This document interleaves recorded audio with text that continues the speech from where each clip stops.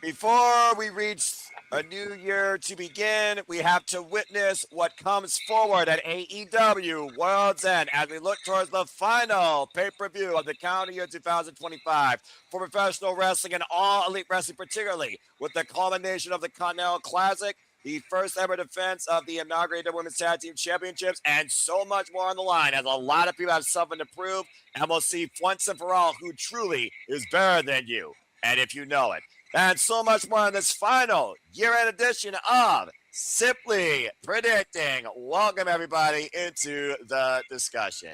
Let's go ahead and get into it. Hello, everybody, and welcome back here once again to Simply Predicting. Happy holidays, post-holidays to you. Happy Boxing Day, Merry Christmas, all those holidays galore. Hope you all had a wonderful holiday with your families, and so much more good things are to be in store. You know what this is. I am the Superman of the Super Brand, the voice of SOS for Grateful Offense Professional Wrestling. Damn it. My name is Noah Foster, and thank you all for tuning in, whether live or on demand. Please like, subscribe, comment, tell a friend. If you want to dictate the conversation, super chat, pay by the passions. It is truly as simple as that. The form, of course, is in the comments. I would love to get y'all's predictions as well in the comments as well. And, of course, I will have the form in the chat below once these streams conclude. And you have till 7 p.m. Eastern Standard Time to make your predictions final. They only count if they're in the prediction leagues form that I, of course, track. As this is the final preview of the 2025 AEW Predictions League. So end strong or start the right way as we head into the new year. I will be rebooting this next year as well. Predictions post-mortem with Gina will also be next week to, of course, discuss the winners. Without further ado, let's go ahead and introduce the panel, and then let's see how everyone feels. First and foremost, one half of the Canadian Connection. He's all elite. He's always got a unique mind to analyze and always let you know what's on the menu tonight. It is, of course, our great friend, one half of the Canadian Connection. Insert nickname here, pun intended.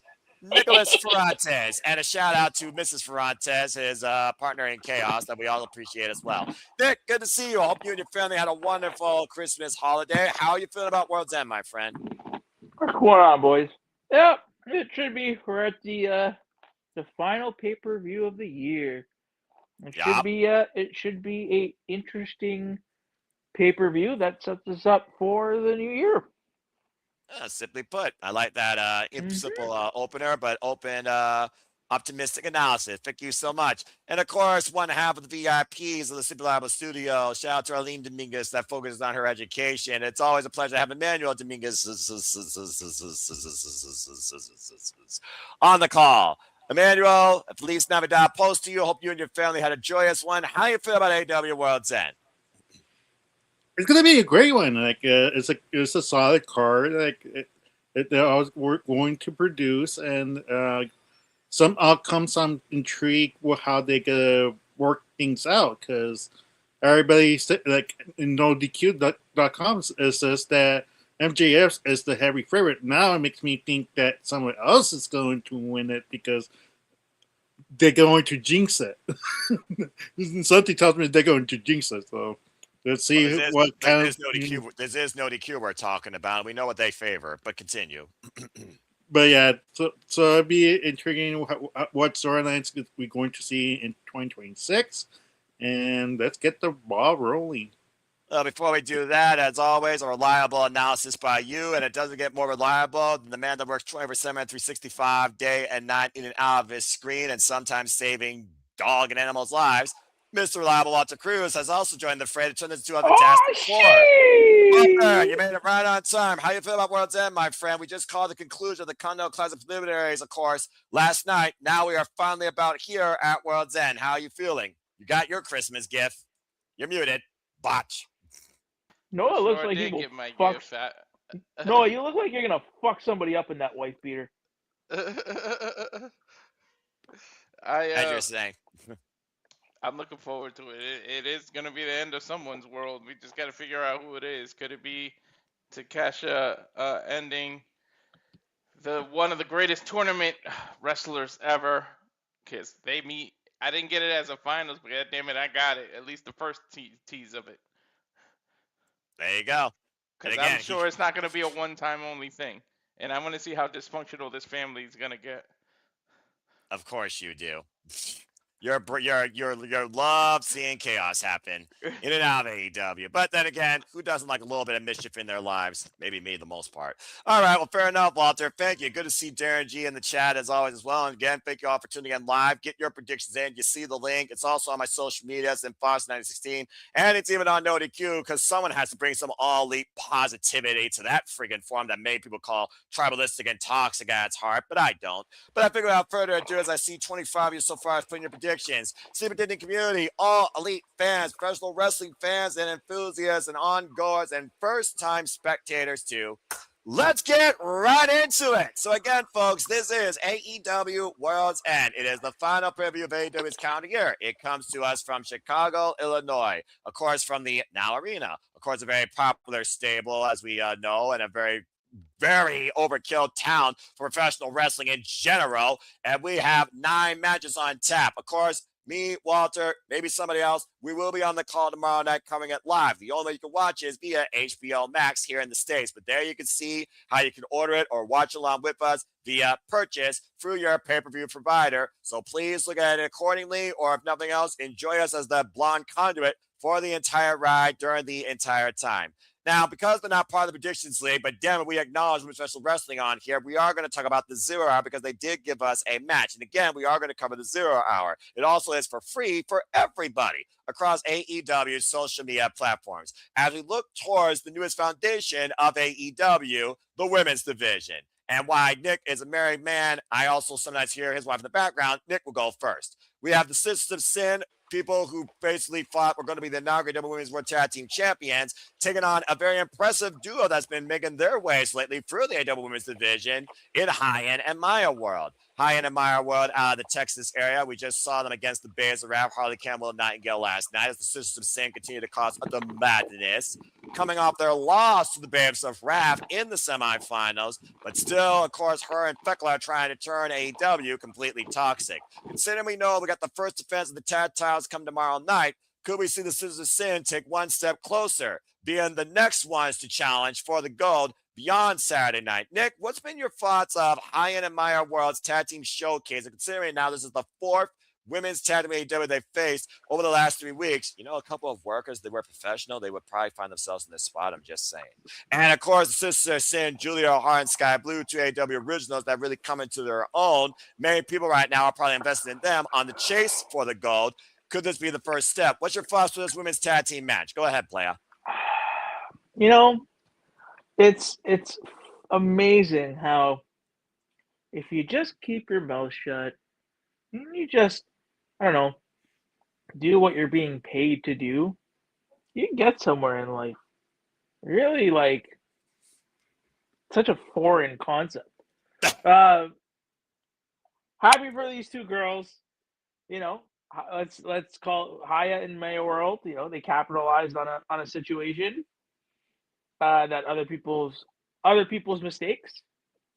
So, you know, the saying of another one's loss is another one's gain. So they have all the rules to gain. And then, I mean, the Sisters of Sin, they're Julia and Sky, I think, have taken a new corner with Tekla. More so Sky, I think she's kind of tapped into something that, you know, we've seen both of these girls grow up. You know, Julia from her cheerleading gimmick to being with Malachi and that group. So she's already been there, but to see Sky go from where she was and now where she is now, it truly, like, you watch them grow up right in front of our eyes. So the fact that they're on this card, you know, good for them. I can't see Sky Blue and Julia not winning. So obviously I have them pegged. But I mean, again, another showcase for Haya and Maya World.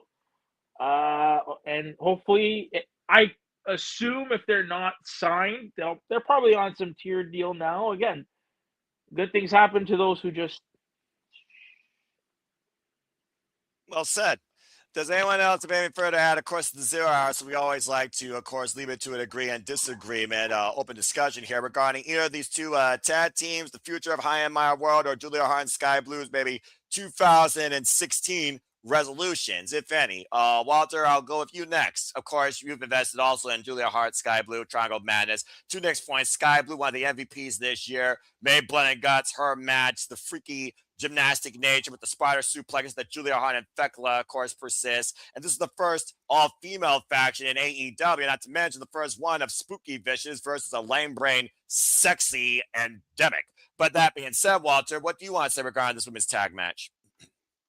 This is truly the definition of nothing to lose and everything to gain, because nobody's gonna expect, at least in my opinion, for Maya World and to win or anything. So they have literally everything to gain and nothing to lose. So why not go out there, showcase yourself, and try to surprise the Sisters of Sin? But all honestly, I don't see them winning. But the way the tournament went, why not keep continually shocking us, and now let us get shocked by the women's tag division? So I'm here for it. If AEW does that and shock us and get the victory, the Maya World, then I'll be here for it. But it's literally everything to gain and nothing to lose for them.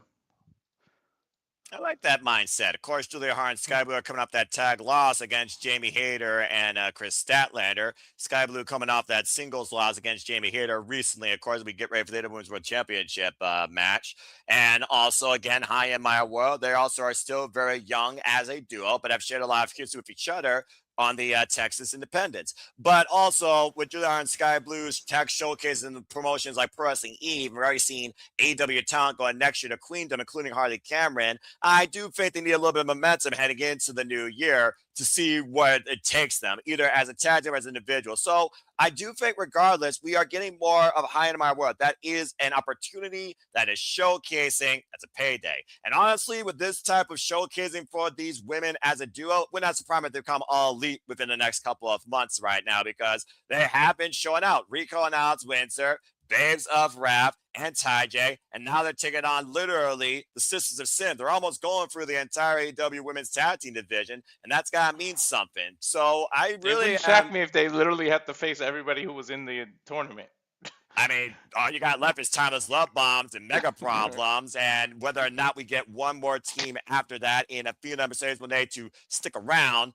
We'll talk more about that here shortly. But again, the genesis of this women's division right now is looking very bright and very deep. What a crazy concept. So, yeah, I definitely think Sisters are going to win, but I'm super happy for High, particularly, who I follow quite a bit during her independent time. Recently saw her versus Bert Vixen at Rhodes Wrestling Association.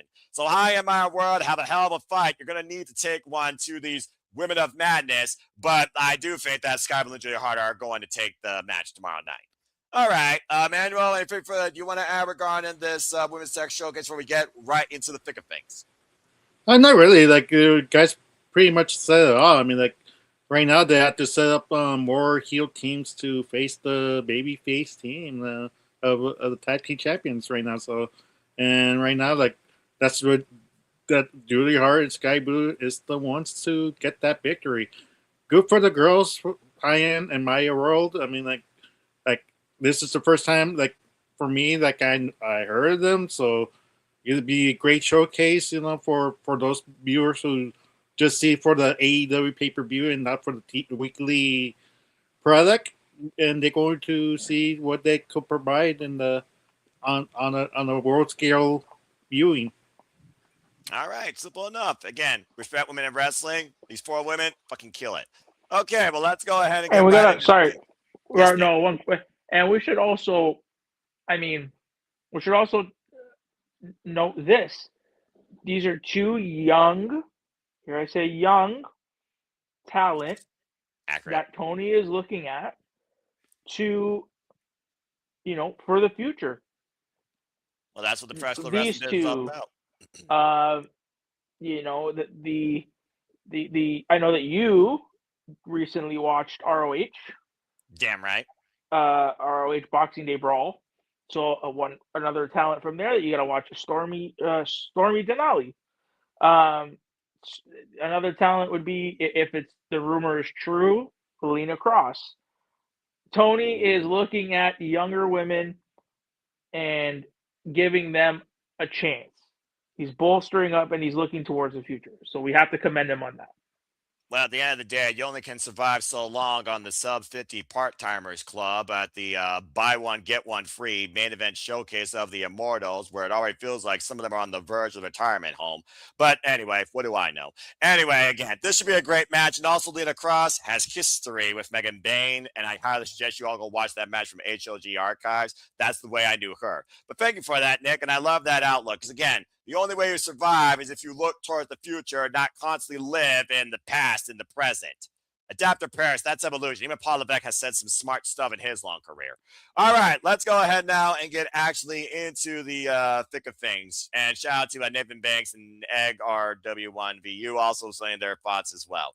Now, again, the forefront of World's End, of course, we know is the Continental Classic. Again, thank everybody that's been tuning into our coverage of the entire tournament so far, as we have finally gotten out of the preliminaries. And as they started off last year with one, we're going to start off with one in the main card. We know our semifinalists, our top for the gold, our second for the blue, our top for the blue, our second for the gold. And by the skin of his teeth, in my opinion, the protostar Kyle Fletcher took the gold block, while, of course, the runner-up will be in the other match. Kyle Fletcher will go one-on-one for the first time ever against AEW Men's World Champion, four-time record-setting holding survivor of violence, Jon Moxley. This is a level of experience versus youth in itself, but the danger factor here is on so many other facets. Shout out to Brian Danielson and RJ Simon Paquette that really gave us more of a mental outlook on all four competitors versus the physical treatments we gave them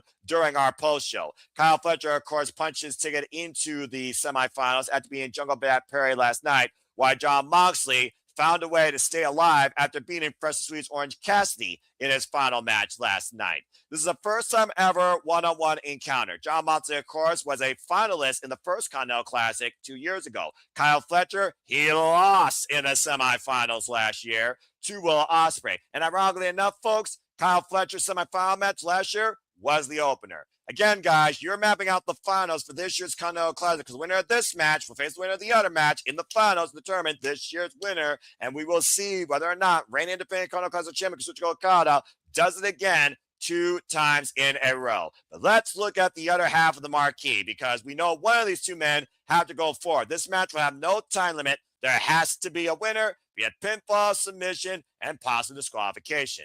Now, considering Jon Moxley is already a vulnerable animal with a bad leg, as we know, the left leg, but we also know that Kyle Fletcher can be absolutely reckless, and that might play to his disadvantage like it did when he took Speedball Mike Billy for granted.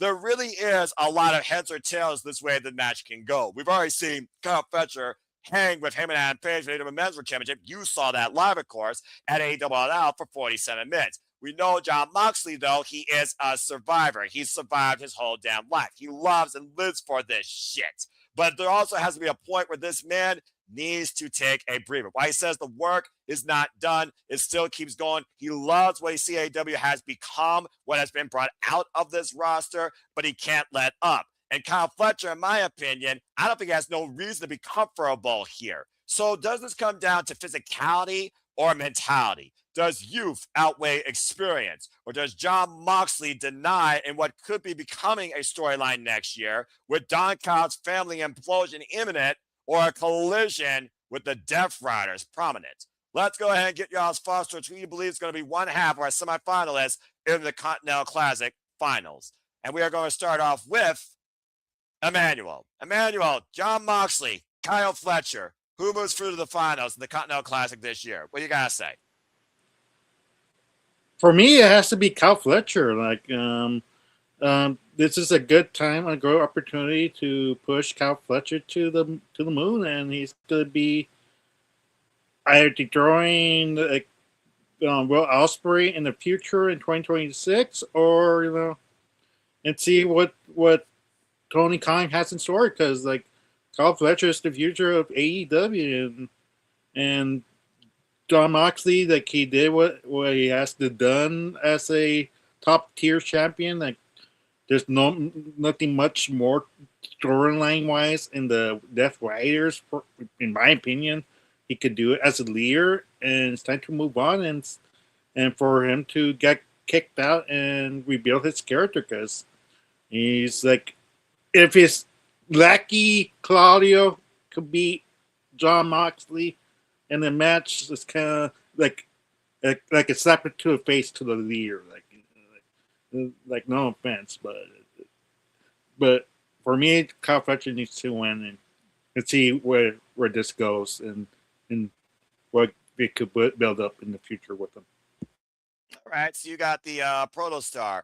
Nick, it's one of those things. Is John Moxley really the leader or is he the bar? Because when Claudio Castagnoli beat John Moxley, what did they do? They went backstage. They worked out together. What did Claudio Castagnoli and John Moxley do in the continuation of the Continental Classic? They worked out backstage. Rhea Shafir freaking coaching them and repping them with a 90-second routine that would have killed me in less than 30 seconds. John Moxley and Claudio have even come out and said, if John wins, we win. If Claudio wins, we win. And Claudio even said that verbatim. If Pac wins, we win. The Death Riders seem to have a singular mentality when it comes to if we win, we win. With the Don Callis family, all Don Callis gives a shit about is holding that power, and the power comes with the gold.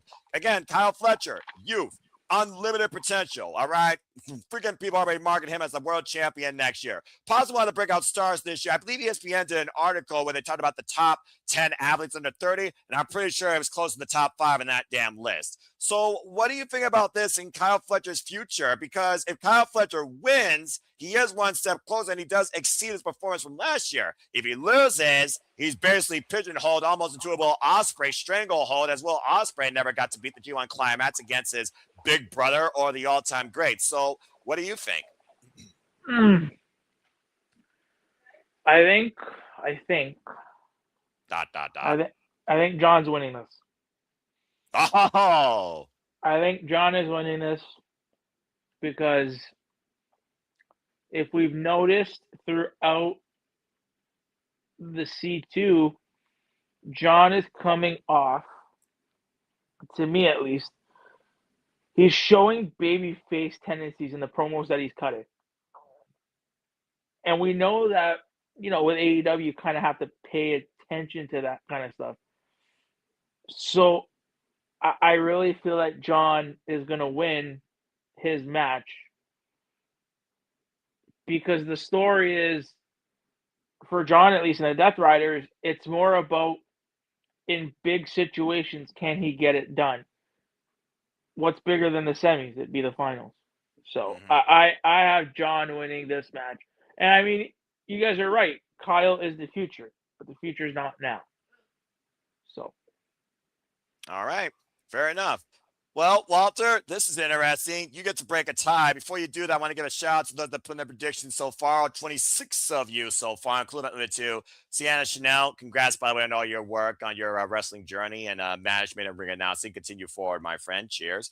Kyle Valamara, Big_Space, best name ever. Jerry Slaughter, David Joseph Diaz, Brandon R., Draco, Greg Aldis, Dwayne Atkinson, the Oofman, our own regular wrestling JJ Williams, Matthew Holitzer, Charlene, Lex, etc., amongst others. Well, Walter, you've already heard an argument for John Moxley. You've heard an argument for Kyle Fletcher. We talked about it a little bit, though, in our post show last night. And again, Kyle Fletcher can be reckless. John Moxley, unlimited violence. And that might be a couple of the attributing factors here when it comes to who actually survives out of this. Not to mention, whoever wins this, they have to go through another match. So damage will have to be a factor. And John Moxley already is coming in here as a wounded animal. So what do you think about this? Who you got going to the finals? I think you keep it all in the family. I think we're going to see a Don Callis heavy family final. So I see Kyle Fletcher getting past Moxley and Moxley getting the well-deserved break he deserves. I think it was like a year or two ago the man was supposed to go on vacation and had to stop just to carry AEW on his shoulders. Correct. And he did a hell of a job of it, but it's time to go away for a little bit. Enjoy your kid, enjoy Renee, go enjoy the vacation. But in all honesty, I really think that I know what I picked for the finals. I meant for the entire tournament. Yes. But I'm gonna leave it, but verbally I may change it because I really feel like it may be the launching pad for Fletcher, and I kept saying it. I kept saying it throughout this entire year of 2025. That man Fletcher is gonna have the AEW title in the year 2026. I don't know at what point in 2026, but that man's got future and world champion written all over him, and he really, really showed it after that Hangman fight. Where that man had the grit, the resolve, everything, and I think, regardless, he earned Hangman's respect after that match. And even though he's a heel and the fans don't want to admit it, he gained everyone's respect after that. And then the Kyle versus Kyle matches, like every match he's done, he's just been getting better and better. I really feel like he's stepping on the launching pad to get to that next level, and it starts with this. All right. Well, I like that. So 2 for the Protostar and 1 for John Moxley. And the poll right now is 70% in favor of the Protostar, saying his full name, while 30% are going with John Moxley. And again, thinking about the intangibles here, considering John Moxley, of course, is a brawler. Kyle Fletcher, of course, is kind of becoming an all-rounder. But John Moxley has more of a submission-based background he could implement against the Protostar Kyle Fletcher. We saw Kyle try to implement a submission background with Jungle Jack Perry and that ankle, but I don't know if Kyle Fletcher has had enough reinforcement from his Don Callis family compadres to implement submission idea to attack John Moxley's leg. And that might also play to the Death Rider's advantage. So again, experience versus potential here is definitely going to be the tail of the tape for this incredible match to come. First time ever one-on-one. What I also love right now about this freaking Continental Classic foursome, there's no real baby faces here. You just have incredible in-ring athletes that are trying to prove who's the absolute best. And literally 3 of these men are looking for a first time ever, while the other one's looking to continue to make history. Bitch. So again, while it's 3 out of 4 in favor of the Don Callis family, I would not rule out John Moxley. He's done everything else, damn it. But as far as this goes, I look at it like this. If the Death Rider wins, then I'm faced with 1 of 2 scenarios. 1 I've seen, 1 I haven't. If the Protostar wins, I'm faced with 1 of 2 scenarios. Again, 1 I have seen, 1 I haven't. So either way, there's still that sense of familiarity amongst these 4 competitors, regardless of this win. But I look towards what 2026 outline's going to be. And if 2025 has shown us anything about AEW, which has really been a resurgence, in my opinion, of their roster, let alone the way they've been carrying themselves this year, Kyle Fletcher's at the forefront of it. So I don't think he has to win the whole thing, but I do think he needs to exceed what he did last year. So somehow I'm going to say he overcomes John Moxley. Because remember, no seconds allowed at ringside. One-on-one contest has to be a winner. I'm going to say Kyle Fletcher finds a way to beat him. I'm going with the Protostar like you. Nick, I do see you have a thought real quick. What you got to say before we move on to something non-Continental Classic? It has. We also have to keep in mind, though, we have to turn the page on this Death Rider story. And True. I think the natural kind of sequence of events would be for John to get kicked out. So, regardless if he wins now or he loses now or he loses in the finals, I just hope that we see John's world coming to an end as the leader of the Death Riders on this pay-per-view. We can't go into 2026 with him as the leader. I think that's my only gripe with this. Fair enough. And of course, Claudio Castagnoli had no words to say versus John Moxley, who was very, like you said, humble and poetic in his backstage interview after Claudio, of course, lost his chance again, thanks to Roderick Strong, who beat him in his pre-ultimate.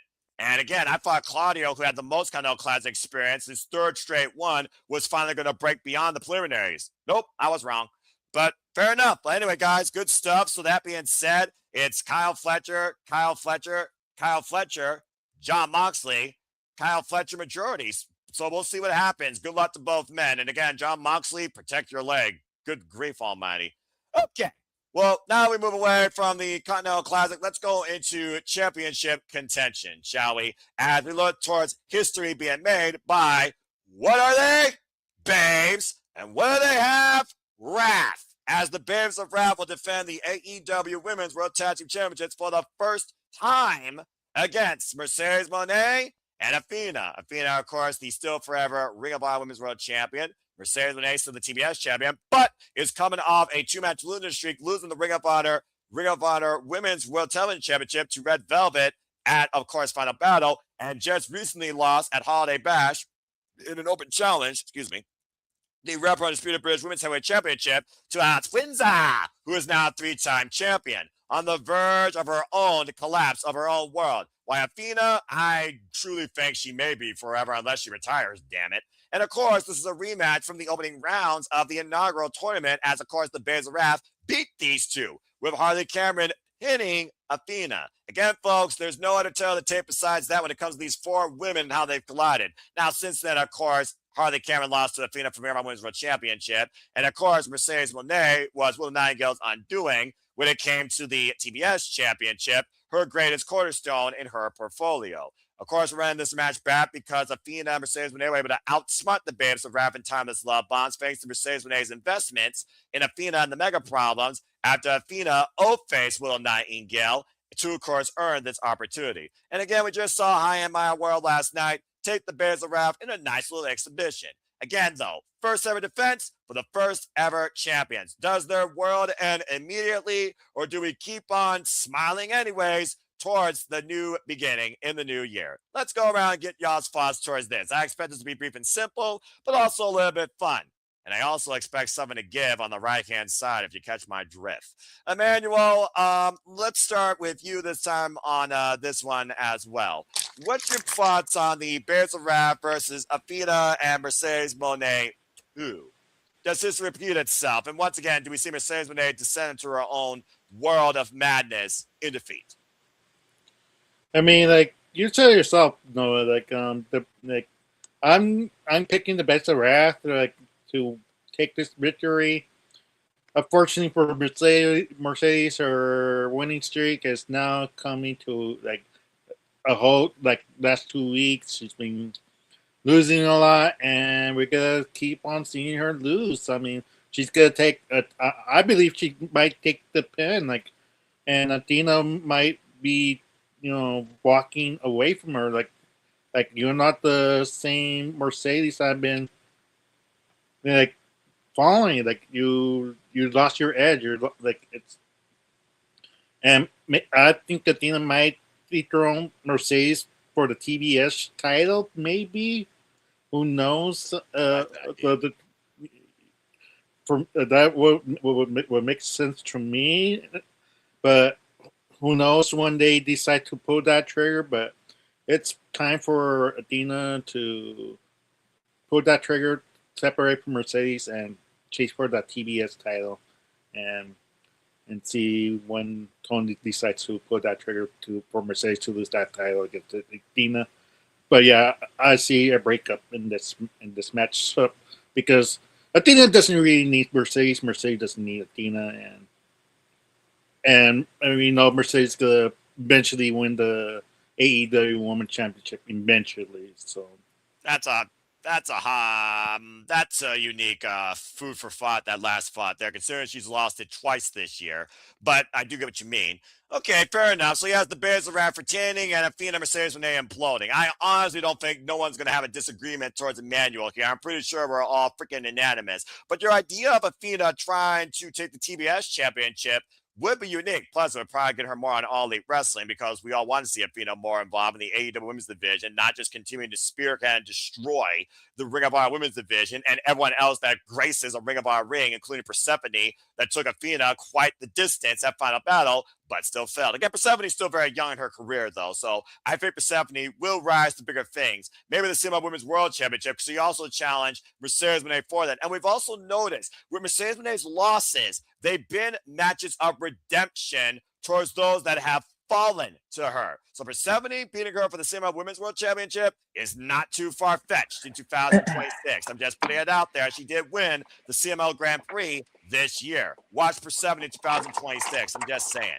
But I do agree. I think the Babes of Wrath are going to retain. As far as Mercedes Moné goes, if she eats the fall, it would be unique if Willow was the one to do it.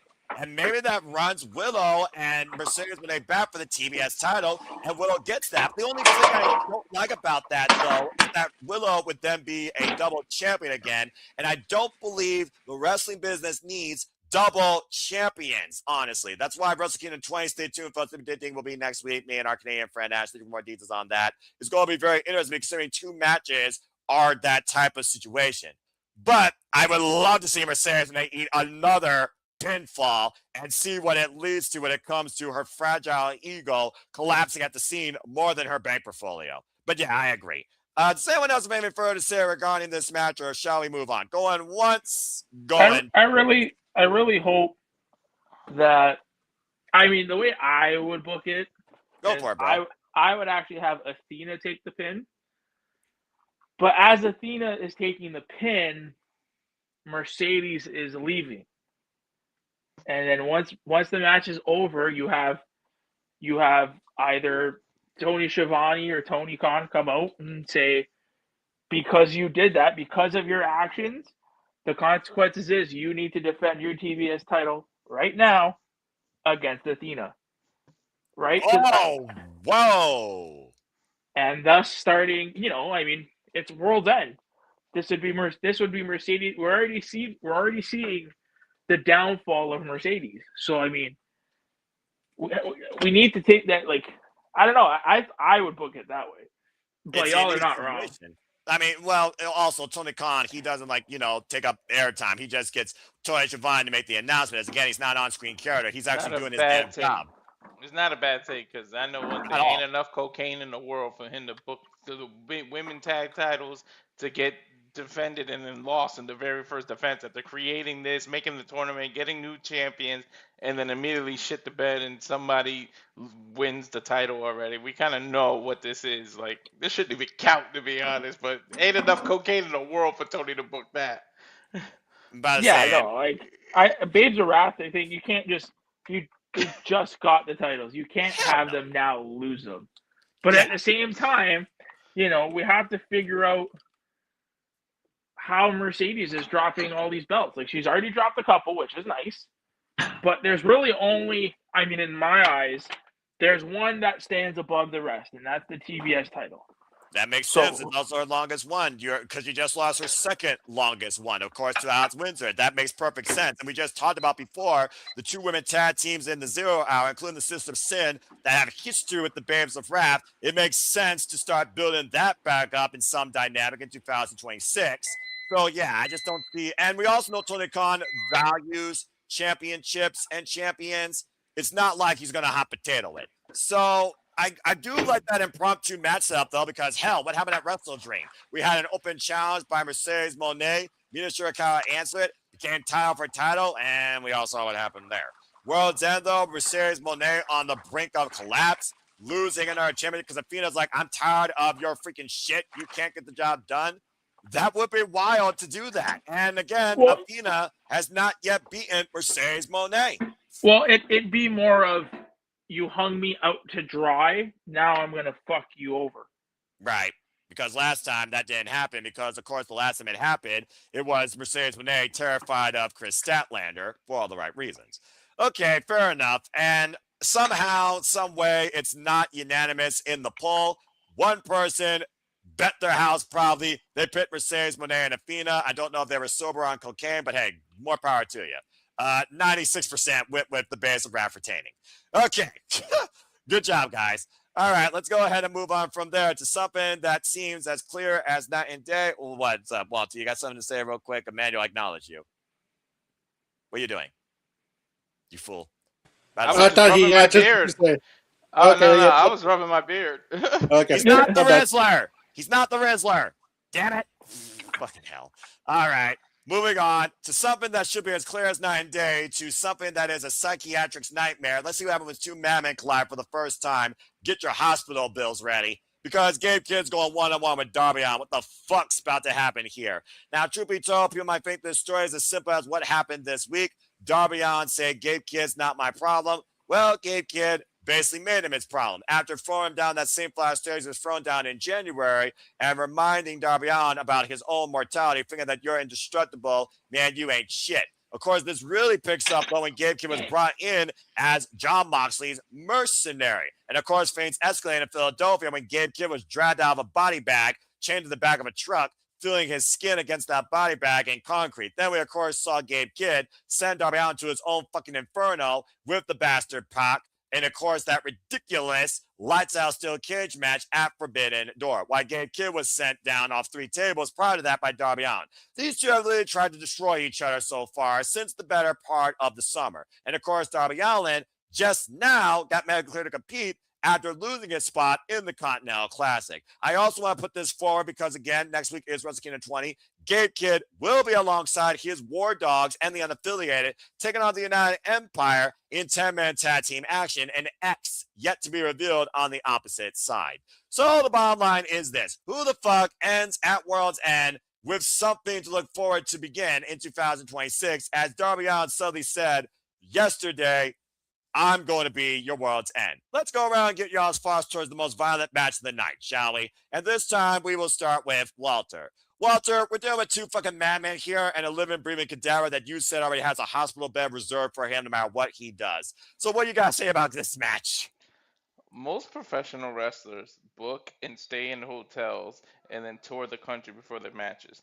I think Darby has been in hospital rooms more than he's been in hotel rooms. Like, I think he seriously reserves hospital rooms instead of hotel rooms. Damn. This fucker's been everywhere. Like, I think he's literally visited every hospital in America at least once. Like, seriously, no matter where they go. And some probably outside the country for all we know, Canada included. Yeah, exactly. So I honestly think he's been in more ambulances than he's been in cars. Like, this dude is gonna get a hospital trip again. Whatever the nearest hospital is to that arena, it's already booked. I think Gabe Kidd is gonna kill this guy. Like, seriously, he's just gonna be a launch pad. I really do think Gabe Kidd is gonna throw this dude everywhere in that arena. I'm not saying it won't be competitive. Darby's gonna come close, but I don't know. You don't with Gabe Kidd. Like, go watch a New Japan match. Just watch anything that man is involved in. That's one person that you don't pick a fight with. And Darby's nuts. He may have a bat, and Sting's influence on him. I just don't think it's enough. Like, honestly, I feel bad for Darby. I'm telling you, the hotel room is already reserved, and the doctor's on standby. Like, no PTO is approved for any doctor in the area. Damn. Wow. I'm kind of surprised with that pick, by the way, because hi Nick. 93% went with Darby Allin, 7% went with Gabe Kidd, but apparently Walter just called Gabe Kidd to be Darby Allin's temporary end. Again. What the fuck? Nick, go ahead and lend your thoughts towards this. Do you actually agree with Walter? Yes. Yes. Really? I you know what? I would have said Darby, but something key that you just said that I didn't realize. That match that they're having at the Tokyo Dome. You said we know that it's the War Dogs versus the United Empire, right? Correct. And we know that Andrade El Idolo, holy shit, is on the side of the United Empire, right? He's the new money man. He's the new investor. That's absolutely correct. And we still need one more guy to fill that out. Yep. There's your graphic. Gabe Kidd taking the win here, and then Darby will get his revenge at the Tokyo Dome. I'm going Gabe Kidd. Wow, this just really fucking surprised me. Okay, well, believe it or not, I'm going with Darby Allin for one reason only. You cannot kill what won't die. I'm pretty sure I've said that about somebody else in this wrestling business, but I can't remember who. I think it was PCO, also a Canadian. And also, when it comes to Darby Allin fighting from underneath, he's already out and conquered every Death Rider. There's only one man he hasn't beaten, and that is Gabe Kidd in some capacity. Let's not forget, he's also coming off that loss to the Bastard Pack at Full Gear. So he's due probably to get that 50-50 booking win. And I have no fucking idea what direction Darby Allin's going in 2025, even if our favorite scumbag surprises us considering the history those two men have had over AEW lifetime. That being said, I'm going against both of you. I'm actually going with Darby Allin. Because at the end of the day, he can get fucked up, but all it takes is 3 seconds. Last summer, goodbye, see ya. I'm going with Darby Allin here. Let's see if Emmanuel makes it 50-50. Emmanuel, what do you think? I cannot believe that we got a split pull here. I know, right? It's crazy. I'm really torn about this because you make sense, Noah. Like, if he's the last one he hasn't defeated, it makes sense for Darby to get the win. But at the same time, like, I agree with Nick. If no, hang on. I go with you, Noah. I go with Darby. Darby is still gonna join that tag team match because he hasn't had enough of a gay kid trying to put him into a hospital. He said, "No, you didn't go to you went to the hospital once. I can send you again to the hospital. Why not?" You guys did see what Gabe Kidd did to freaking what's the Kenny Omega last year, right? That was January 5th this year. Earlier this year, I should say. We called not last it. Year, but yes, yeah, I know. He's got an unbelievable toe con. He's got an unbelievable fighting spirit, but he and Yota Tsuji just lost the World Tag League. His War Dogs, the unaffiliated, are impromptu booked in a 30-minute 10-man tag up Risking a 20 that might change the identity of New Japan as we know it. And Gabe Kidd's worst problem is Gabe Kidd, because I don't know if he's true to New Japan or he just loves the damn fight. Remember, this man cursed the freaking earth of AEW, but damn it, he's still taking the money. Now he's got a chance to get a freaking pay-per-view payday, and the only person he seems to coexist with a mindset with is Jon Moxley. He doesn't care. Gabe Kidd doesn't care about victory. You got to remember what a War Dog motto is. If you're not gonna beat him, you send him in a body bag. Bring gold or bring bodies. You do have a point. You do have a point. And who better is that gonna affect than freaking Darby Allin? Fair enough. I love the fact this match is probably going to lead to a body bag match with these two. Don't, God. As long as fire's not involved, I'll take whatever violence they throw at me as long as no one gets stabbed. Okay? Either way, Darby, Gabe. Yes, man, I do see you have your hand before we move on. Wow. At least it's not like Vince McMahon. He'll force them to be a tag team somehow. Gabe Kidd and Darby Allin. It's gonna be the freaking madman that Dr. Shelby would get killed over. All right, fair enough. Well done, guys. I love the fact this was so partisan. I didn't think it was going to be that partisan. You really surprised me. Okay, well, moving on from there, let's go ahead and continue the madness, shall we? Because I don't know whether you like your trail mix sweet or salty, whether you eat the M&Ms or the walnuts or the almonds or whatever's inside that, but I've never heard this as a tagline for an 8-person mixed tag in my life. Look at this crazy shit. From one Death Rider to all of them. Because we are going to have let me make sure I get this right, Mix Nuts Mayhem 8-way. It is the Death Riders, Marina Shafir, Claudio Castagnoli, Dan Garcia, and Scrappy Yappy Willa Yuta taking on, yes, folks, you are looking at that correctly. What the fuck world am I living in? Timeless Tony Storm and the Conglomeration. Prestige Queen Jordan's Cassidy, the TNT champion Mark Briscoe, and Roderick Strong, whether or not he still truly is not conglomerating after what happened last night to build this match, and after what Kyle O'Reilly says, that might be the tale of the tape. Straight up, folks, this goes like this. Marina Shafir has been the problem for the Timeless Love Bombs after saying that I have suffocated and squeezed your forever lover more than you. Damn. As of course, Mina Shirakawa fell to sleep in mother's milk. And then Tony Storm came down to her aid, and one stiff kick right to the jaw, dropped her in the right place, some would say, on her forever lover, not out. Why she says she survived rats, hookers, and tramps, and everything else between in New York City. Marina Shafir saying that I'm your biggest problem. And of course, Roderick Strong beat Claudio Castagnoli to upset him and eliminate him from the Continental Classic. And Wheeler Yuta and Dan Garcia came down on the attack. Of course, the history with Orange Cassidy and Wheeler Yuta, it says itself. And Dan Garcia recently lost to Mark Briscoe when it came to the TNT title. So talking about the Death Riders, the direction, and this mindset. Here's your cause and effect, folks. What the fuck happens here? I expect this to probably be the most craziest of predictions and thoughts. And who I'm with, Lord help my sanity. Let's go around the horn and get y'all's thoughts towards this. And here in AEW, the men aren't afraid to fight the men and vice versa. In fact, we're looking at two of the most lethal, non-binary female wrestling competitors in the damn business. So keep that in mind, by the way, as you might see Marina Shafir go after her own husband. let's go ahead and get your predictions towards this. Let's start with the most irrational person in the room.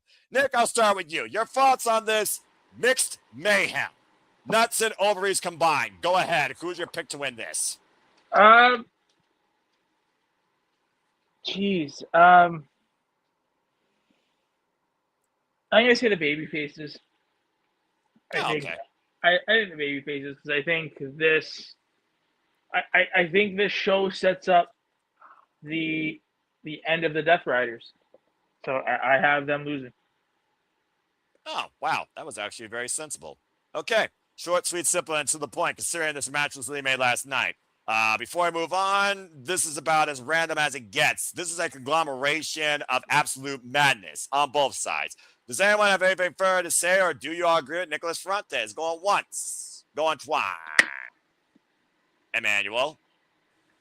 The only complaint I have about this match is like, why Toni Storm? It could have been any other woman wrestler. She really doesn't need to be in this match, in my opinion. She needs a day.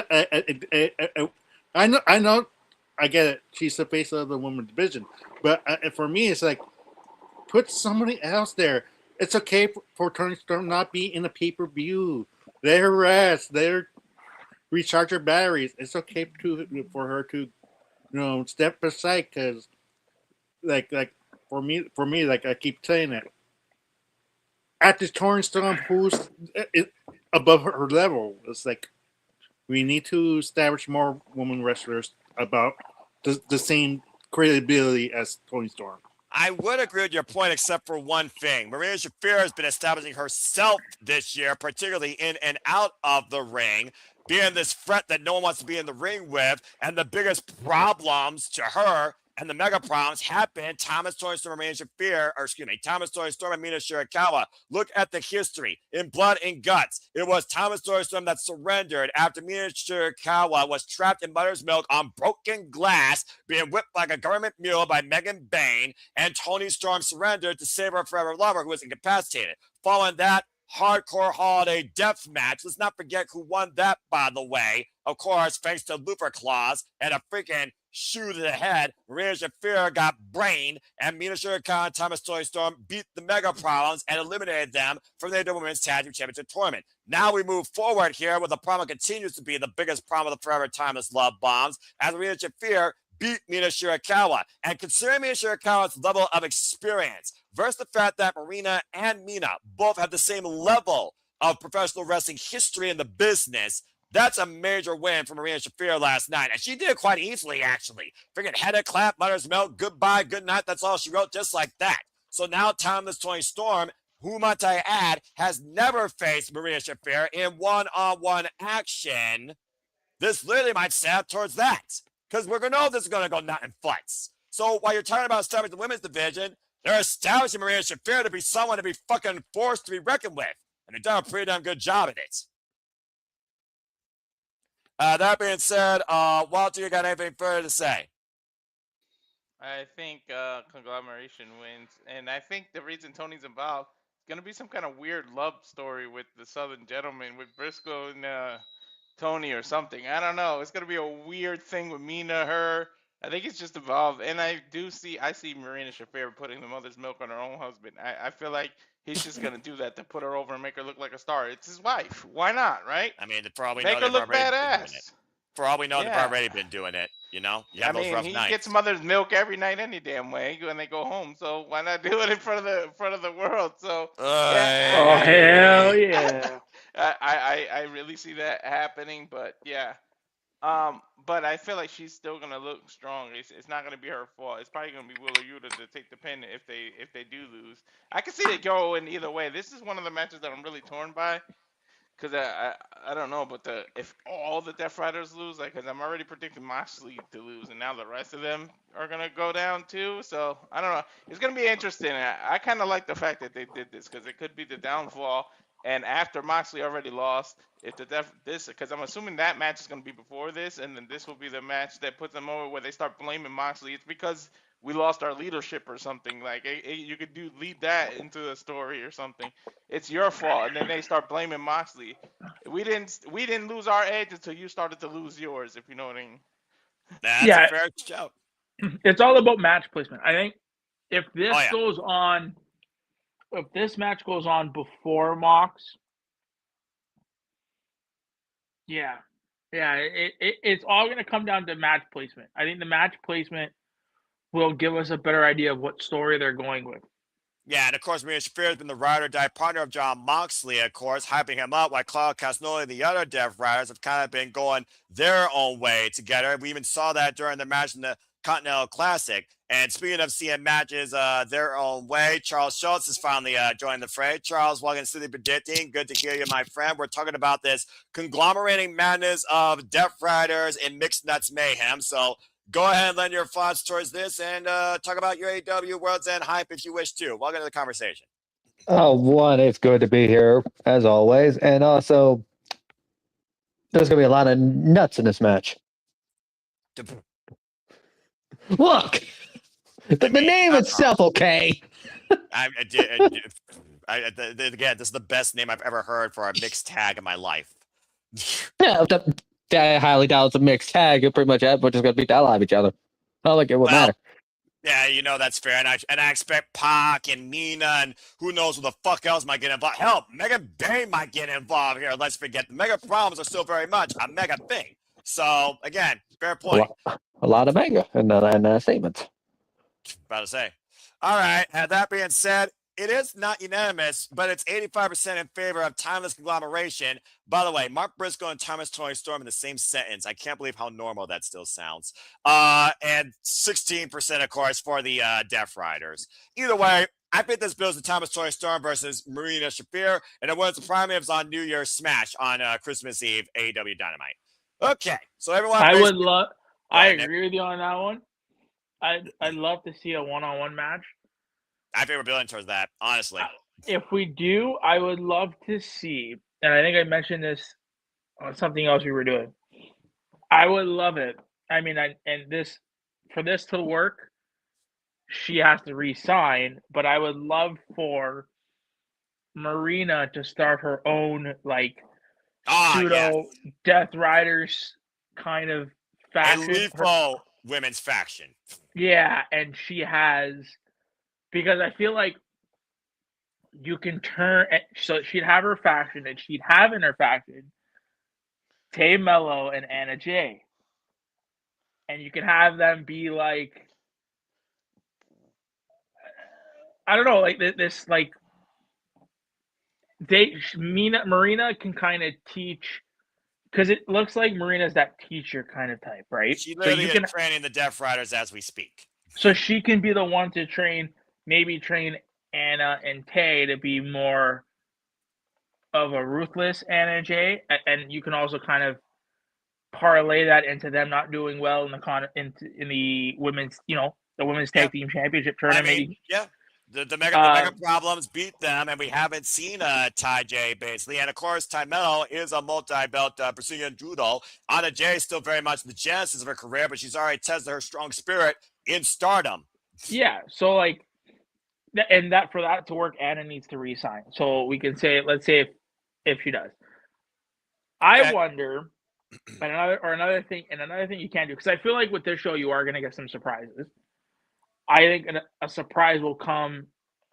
I don't know if, so I need a fact checker on this from the chat. Is Shayna Baszler signed to WWE, or is she out of her 90-day compete? She's in NXT. She's like a producer or something for them now. She's just not an active competitor. Official though? Yeah. Yeah. She's some kind of producer. Backstage, yeah, something. Well, I remember she was okay. Well, if she is, then that doesn't work. But if she isn't, or there's something we haven't heard, I like to see Marina Shafir and Shayna Baszler as a tag team. That would be incredible. Dude, you could build her up badass, and Tony's got the money to do this. You make her seem like she's unstoppable in this MMA thing, and dude, go after Ronda Rousey and see if she's still interested in wrestling, and try to sign her and make them go one-on-one, dude. Tony's got the money for that shit. I mean, they did tag together, Ring of Honor one time, but again, crowd reception could also be a key factor. You gotta consider that, especially with AEW.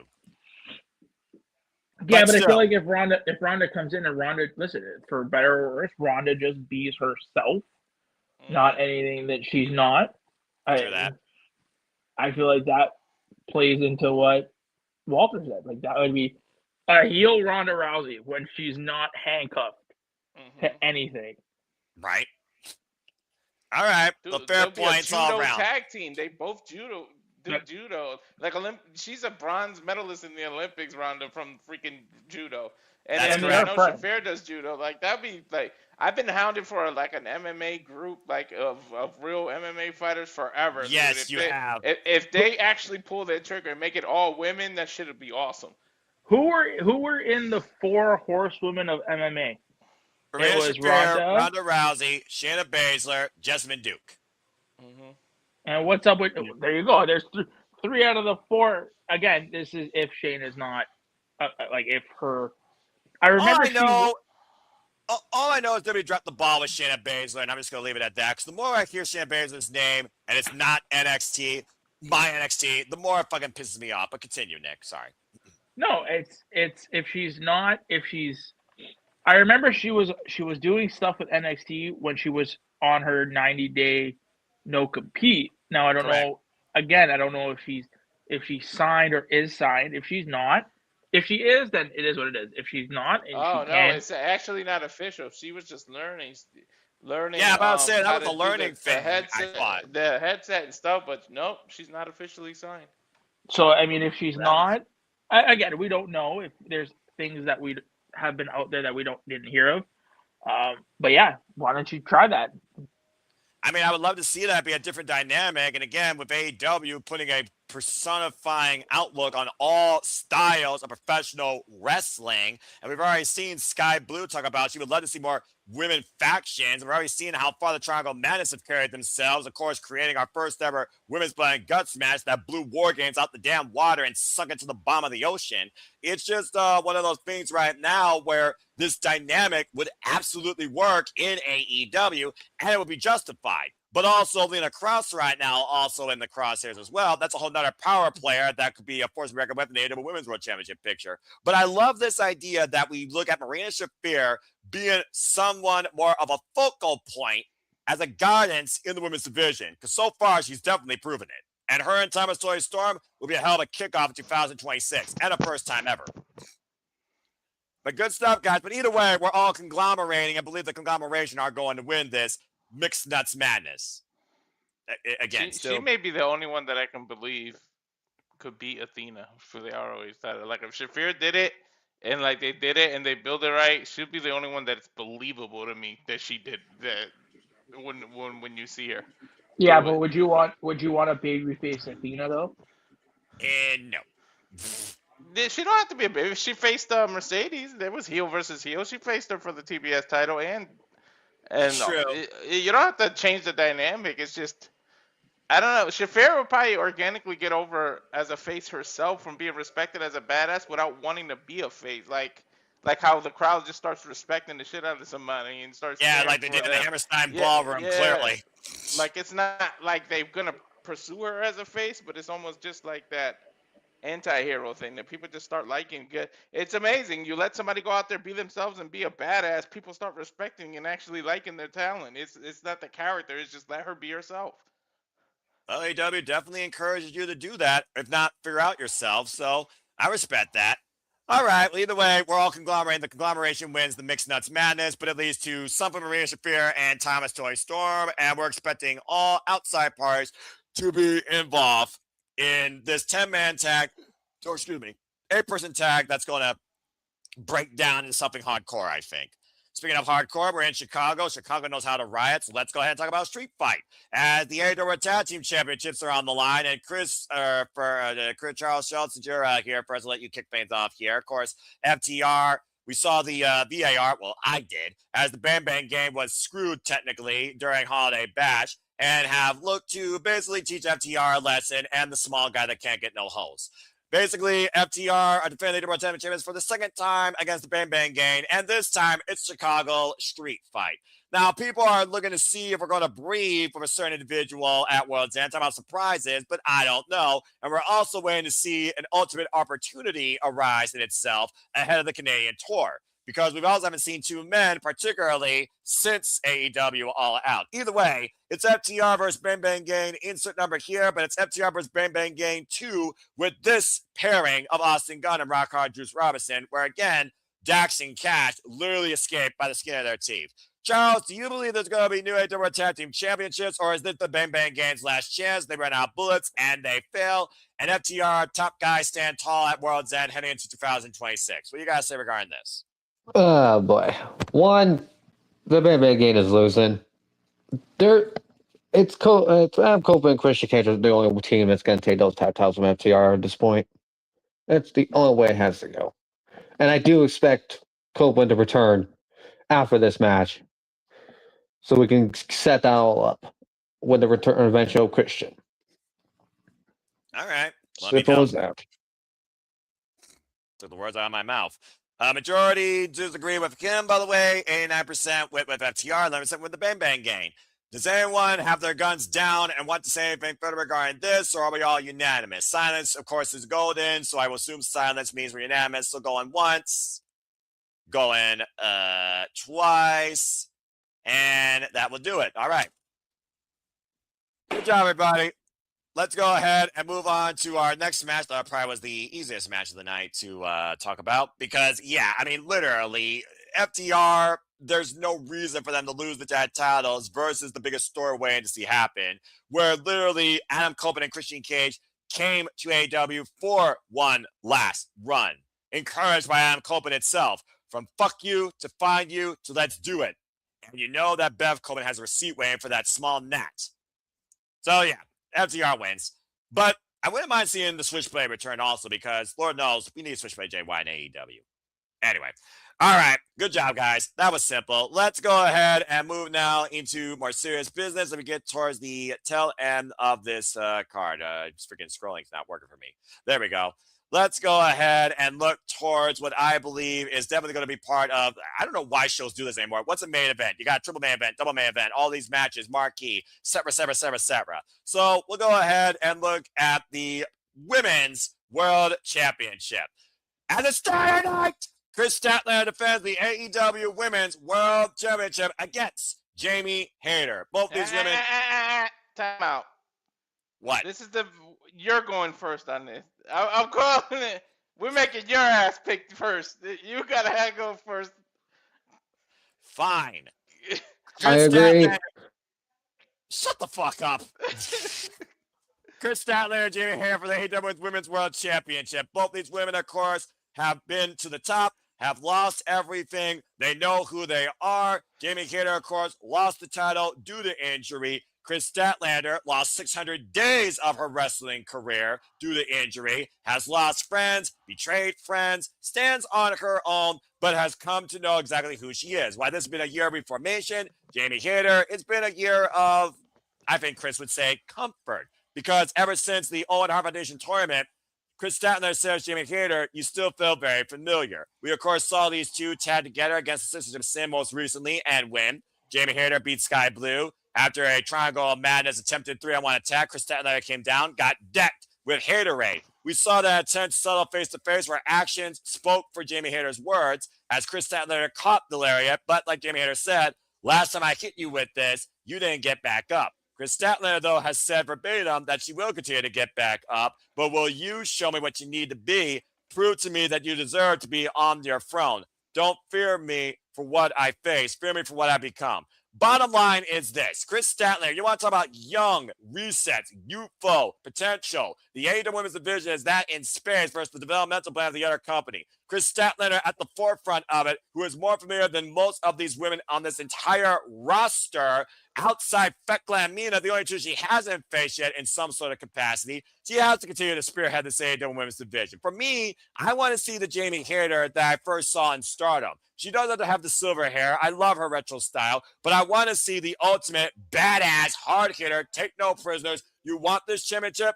Fucking prove it. Forever, I'm a hater, but I follow Kris Statlander through AEW on her rise and fall and rise again. Reformation, only one that fucking called it. And AEW All Out, where she finally won the AEW Women's World Championship, hitting timeless Toni Storm at the end of the process, and beating her in a fall of singles. Kris Statlander fucking wins and continues to spearhead this women's division. And as far as Jamie Hayter goes, turn heel and prove to me you deserve to be women's champion again. But hit Kris Statlander so damn hard, you remind her exactly how hard of a bitch you are. But Kris Statlander is retaining. Now, let's go ahead and go around the horn and see what the rest of you all got to say. And because everyone here cares about the AEW Women's Division, the Women's World Championship, and I know everyone's going to try and freaking talk about me, let's go around the horn and see what you yahoos got to say. Walter, you're next. To start with you. AEW Women's World Championship. Kris Statlander coming off wins against Mercedes Moné and Timeless Toni Storm. Now facing a former AEW Women's World Champion and another person he has yet to beat in singles action. What do you got to say regarding this? I agree with you. That's where it's at. She's going to get a revenge. She lost last time against her. She's going to get a revenge. There's no way she can lose. What is this, her second title defense? They're not. Third? They're not going to make her lose that fast. You're a hater. I'm a hater. We all respect her. But nah. That's where it's at. It's her time to shine for a while. We're going to go into the new year with her raising the bar, and whoever really gets to beat her for the title is truly going to be someone maybe on the come up that really, really needs to be elevated. I don't think Hayter is the one right now, and I don't see Stat's title run ending anytime soon. I think she's going to have a pretty lengthy title run. I don't know as long as Tony's, but she will. Well, again, Lena Cross possibly coming in. I'm about to add, Kris Statlander is still the Wrestling Eve International Champion, and she will defend that against Dakota Kai next year at Eve Queendom. Not to mention, Kris Statlander, like I said, completely rebuilt athlete, brings all the tools to the table, technician, power. We got two of the most powerful bitches, by the way, in the AEW Women's Division, doing it out for the title. After this, give me Megan Bayne. Give me Thekla for the first time ever, who you know is waiting in her web of madness, watching on from above, seeing these flies play. You know Thekla is going to be going after these two following this match. It's just a matter of she's going after the gold or going after Jamie, who had her first singles loss at Wrestle Dream, by the way. So also keep that in mind. But good, I don't want to see Megan Bayne face her until she had the title for at least like 6 months, to where you know she's about to lose it. Because I would rather have Megan Bayne actually be the one to actually take it from her. I don't want to see Megan Bayne eat a bunch of losses. Like, don't do the Megan Bayne and her rivalry until it's at least you're ready for her to lose the title. Like, you can do that thing where it's going to take 3 matches, you know, one ends in double or some kind of, you know, controversy. The second one, Stat barely wins, and then you got to lead to the rematch, and then Megan can take it off of her. As much as I want to see it, if I've been patient as hell with Takesha and Okada, I can be patient with Megan Bayne and Stat, and they deserve to get all the hype. Like, I don't want to see them face maybe until August in London. Like, if she can keep the title that long. But if you have to, that's a long ass time from now. It's like 8 months. So maybe that's a little too much. So, like, there's more than enough depth that she could do at it, least though. Past Revolution. When's Revolution? Revolution's in March, and Dynasty, of course, will be in April, but this time up in Canada. Maybe those two. Maybe Revolution or Dynasty, but World's yeah, August is a little too damn long. But well, you never know. And again, like you said, the depth is there, and it sounds like they're trying to add even more to Nick's points, youthful talent, and the history that Kris Statlander has shared with so many of these women, including a doctor we haven't seen for a while, might I mention. There's a huge storylines approved of women athletes to challenge Stat for the title and prove that they deserve to hold on to this championship. Like I said, Kris Statlander is 100% locked in. I don't think Jamie Hayter is, but Jamie Hayter knows she can hit her hard. Can she hit her hard enough for the 3 count? I don't think so. But I'm very looking forward to this fucking match. But that being said, it's 2 for Stat. Emmanuel, you're next. You're pausing this women's championship match. If Jamie Hayter loses, you gotta imagine Jamie Hayter is gonna really rethink about herself in 2026, and maybe she might take things a little bit more seriously. Yeah, I'm surprised of you, Noah, being a hater. Be a biggest Hayter fan and not picking her. Jamie Hayter would be disappointed at you, man. First off, I met the woman live, charming Brits. You can shut the fuck up. And secondly, just because I'm a fan of two faves in a match that matter for a championship that I care about, doesn't mean I play the fence like you yahoos sometimes who walk on gray and freaking don't pick a definitive winner. I know who deserves it. I know who could get there for it. Jamie Hayter was there for it. She even said back then she wasn't ready for it. Kris Statlander made herself ready for it. I don't think Jamie Hayter has yet. There's a time and a place and a moment for everything. And right now it's Stats time, and fuck all the haters. Now continue. Anyways, in my opinion, they kind of pulled the trigger a little bit too fast. I was hoping to see this match in 2026, but it is what it is. Kris Statlander for the win. Like, there's nothing, like, it's her third defense. Is like, it's not necessary. I just wish that we could have a different type of opponent. And that way, you see the questions like, can she beat Hayter? Can she beat, the Bane and so on and so forth during her deep title run circuit. So that's my only complaint. I mean, that's fair. Again, insert name here against Statlander. As soon as she won the title, I jumped up on my seat and Nick saw it live. Fuck you, by the way, for that. Literally, I put out a who's who of names that I wanted to see Kris Statlander defend this title with. Jamie Hayter was at the top, so I didn't think they were going to go this soon with it. But again, shared enemy with Triangle of Madness, and that might weave a web for something sooner rather than later with someone else that Jamie Hayter has very familiar with, but Kris Statlander has never faced off with. Just saying. All right, that's 3 for Stat. By the way, it's not unanimous here. Kris Statlander, 97%. One person did go with Jamie Hayter, and as you all heard, it wasn't me. All right, Nick, let's go ahead and get your thoughts towards Kris Statlander and Jamie Hayter. Statlander. There you go. Good man. Simple as that. Anything else to say, or are you done? Yep. Statlander. Again, he doesn't need to say anything else. He saw the woman win it live. Charles, close this thing out. What you got to say regarding this match and where we go with the AEW Women's World Championship? One, I kind of wish this match was happening at All In, just because where All In was taking place. That's just number one, which is why I wish it was somebody else. But in this case, I do expect Kris to retain. I'm just wondering if Kris Statlander is going to kick out of a Hayter raid, or how many Hayter raids Jimmy Hayter going to try and use to take her down. Going to be none. I mean, yeah, that's true. She might not get it at all. We saw Kris Statlander capture the arm. I'm just ready to see these two hit each other fucking hard for a championship that matters to me. This match right here has my full attention. All right. Well, good job, everybody. While we all say Saturday night, Kris Statlander is where it's fucking at. Jamie Hayter, Kris Statlander, fucking kill it. Okay. You know what else they could do? I was thinking about the Megan Bang. Do another women's casino gauntlet match. Have Megan Bang win that, and then she challenges Statlander. That's how you No.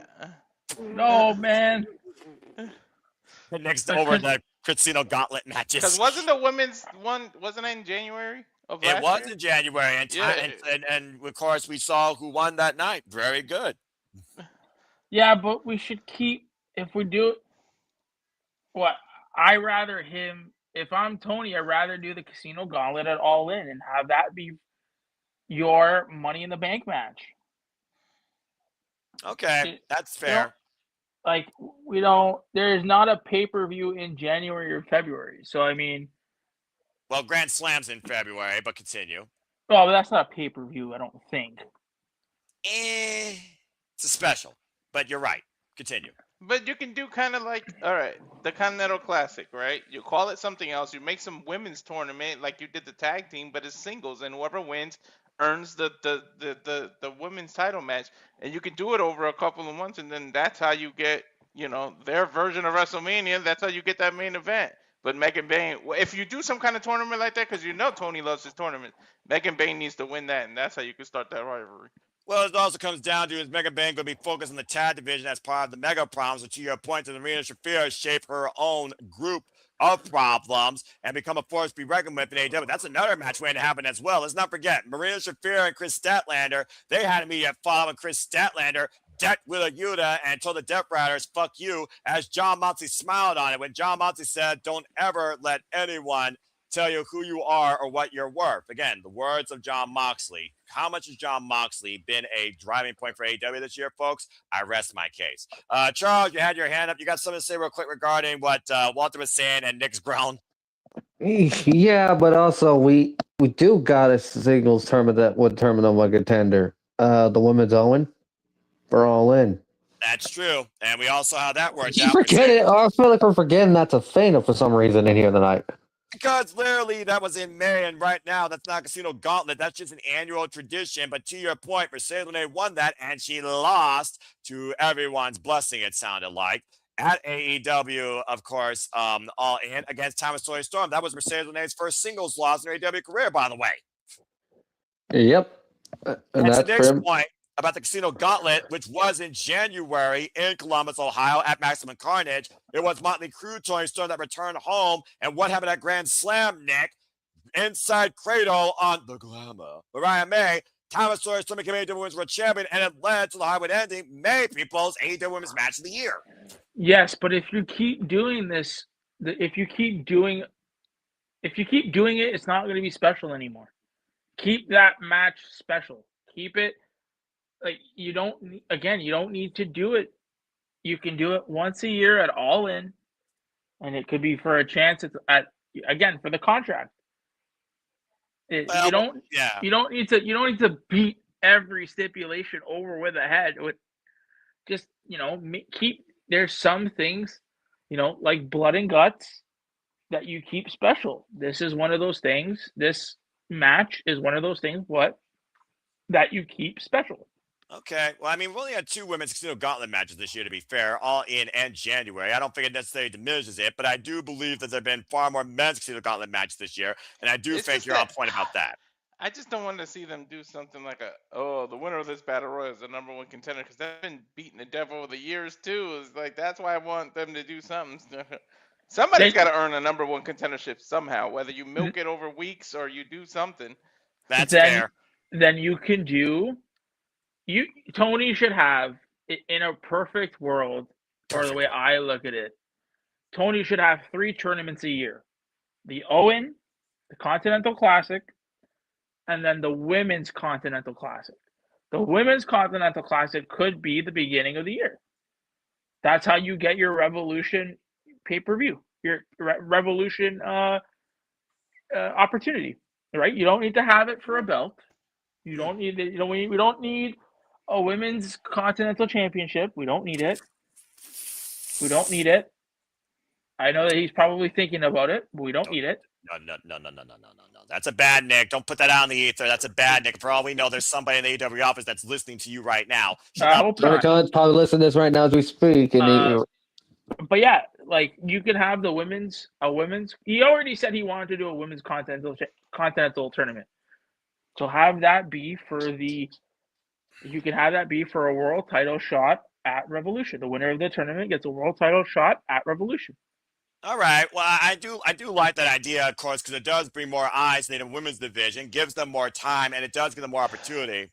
But still, yes, Walter, I do see your hand. Casino Gauntlet, we just saw it, right? It's in November every year, right? Technically, no. That was a different Casino Gauntlet to crown the inaugural AEW Unified Champion. That was a one-off. Oh, okay. So but when is the Casino Gauntlet usually? Whenever the hell he wants. Yeah, exactly. And he's done 3 men and 2 women this year, I believe. Well, don't make it a women. Just make it a regular gauntlet, right? And whoever wins 1 or 2. Don't announce that women are involved. And then when one of the numbers, after you compete, whoever's the first 2 or whatever, after a long string of matches, make it longer than maybe 12, 13 person. You make Megan Bain or one of these women come out, and then it's more believable. I know people be like, people are sexist and women can't beat men. But if this dude went through like 4 or 5 opponents in a row, and then somebody came out, woman or not, and they lose to them, then it's actually believable because that person went through so many matches that, yeah. And then you shock the world because you had a woman do it, and it wasn't announced as a woman's match. And then when the final 2 go, because what is it? Whoever gets the pin, then it's a 1-on-1 match. That's how it is, or something. Casino Gauntlet, first pinfall submission, you win. Period. You just win. Period. See, you have a woman do that, and then she declares she's going after the women's championship. Like, and then no one would see that coming because you didn't cater it to women. You just said it's a gauntlet match. So there's something completely different. Yeah, I but love then you're not at that point though. You're not showcasing. You're not showcasing women. What showcases?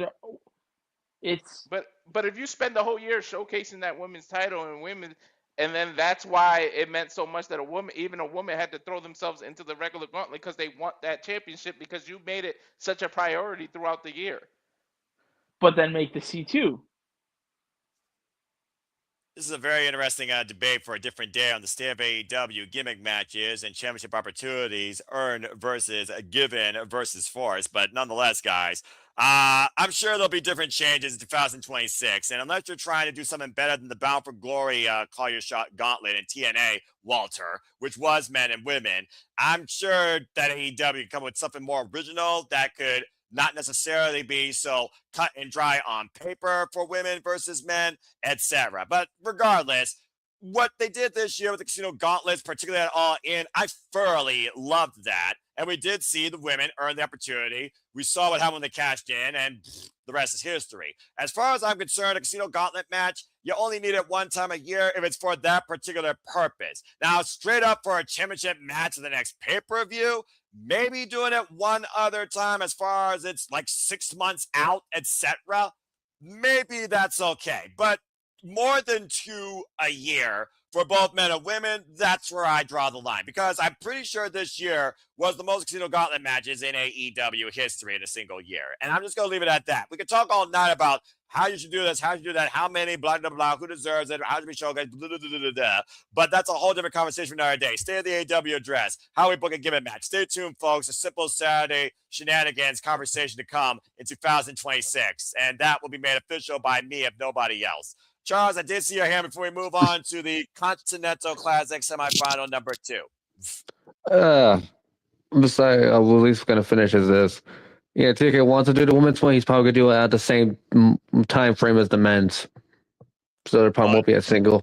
It's probably just going to be 2 tournaments at the same time, and the same semis and finals will be at World's End. So, well, who knows how he changes it up next year. But again, hindsight's 2020. We introduced brand new AEW Women's Tag Team Championships. Good start. Again, bottom line though, don't need more championships. Watch how many tournaments, and don't do more than 4 Casino Gauntlets, 2 for the men, 2 for the women. Okay, great chat, everybody. And also, Kris Statlander is where it's at right now, damn it. She keeps the prize. Jamie Hayter's going to hit her hard, but Jamie Hayter, it's not your time. But you better prove Kris Statlander and me something, damn it. Now, let's go ahead and move back into the Continental Classic. As again, the semifinals will culminate in our finals. So now it's time for y'all to complete your picture. Remember your prediction from earlier, because remember, the winner of Kyle Fletcher and John Moxley faces the winner of Kazuchika Okada and Kenothi Takeshita. Walter Guy's Christmas wish. And of course, that person will be the winner of this year's Continental Classic. Kazuchika Okada, reigning and defending champion, beach, versus reigning and defending IWGP World Heavyweight Champion, Kenosuke Takeshita. Kenosuke Takeshita was near perfect in his block with a score of 13, while Kazuchika Okada was able to become the 2nd seed after beating Speed by Mike Bailey. Of course, Kyle Fletcher held the tiebreaker, beating Okada in the opening bout.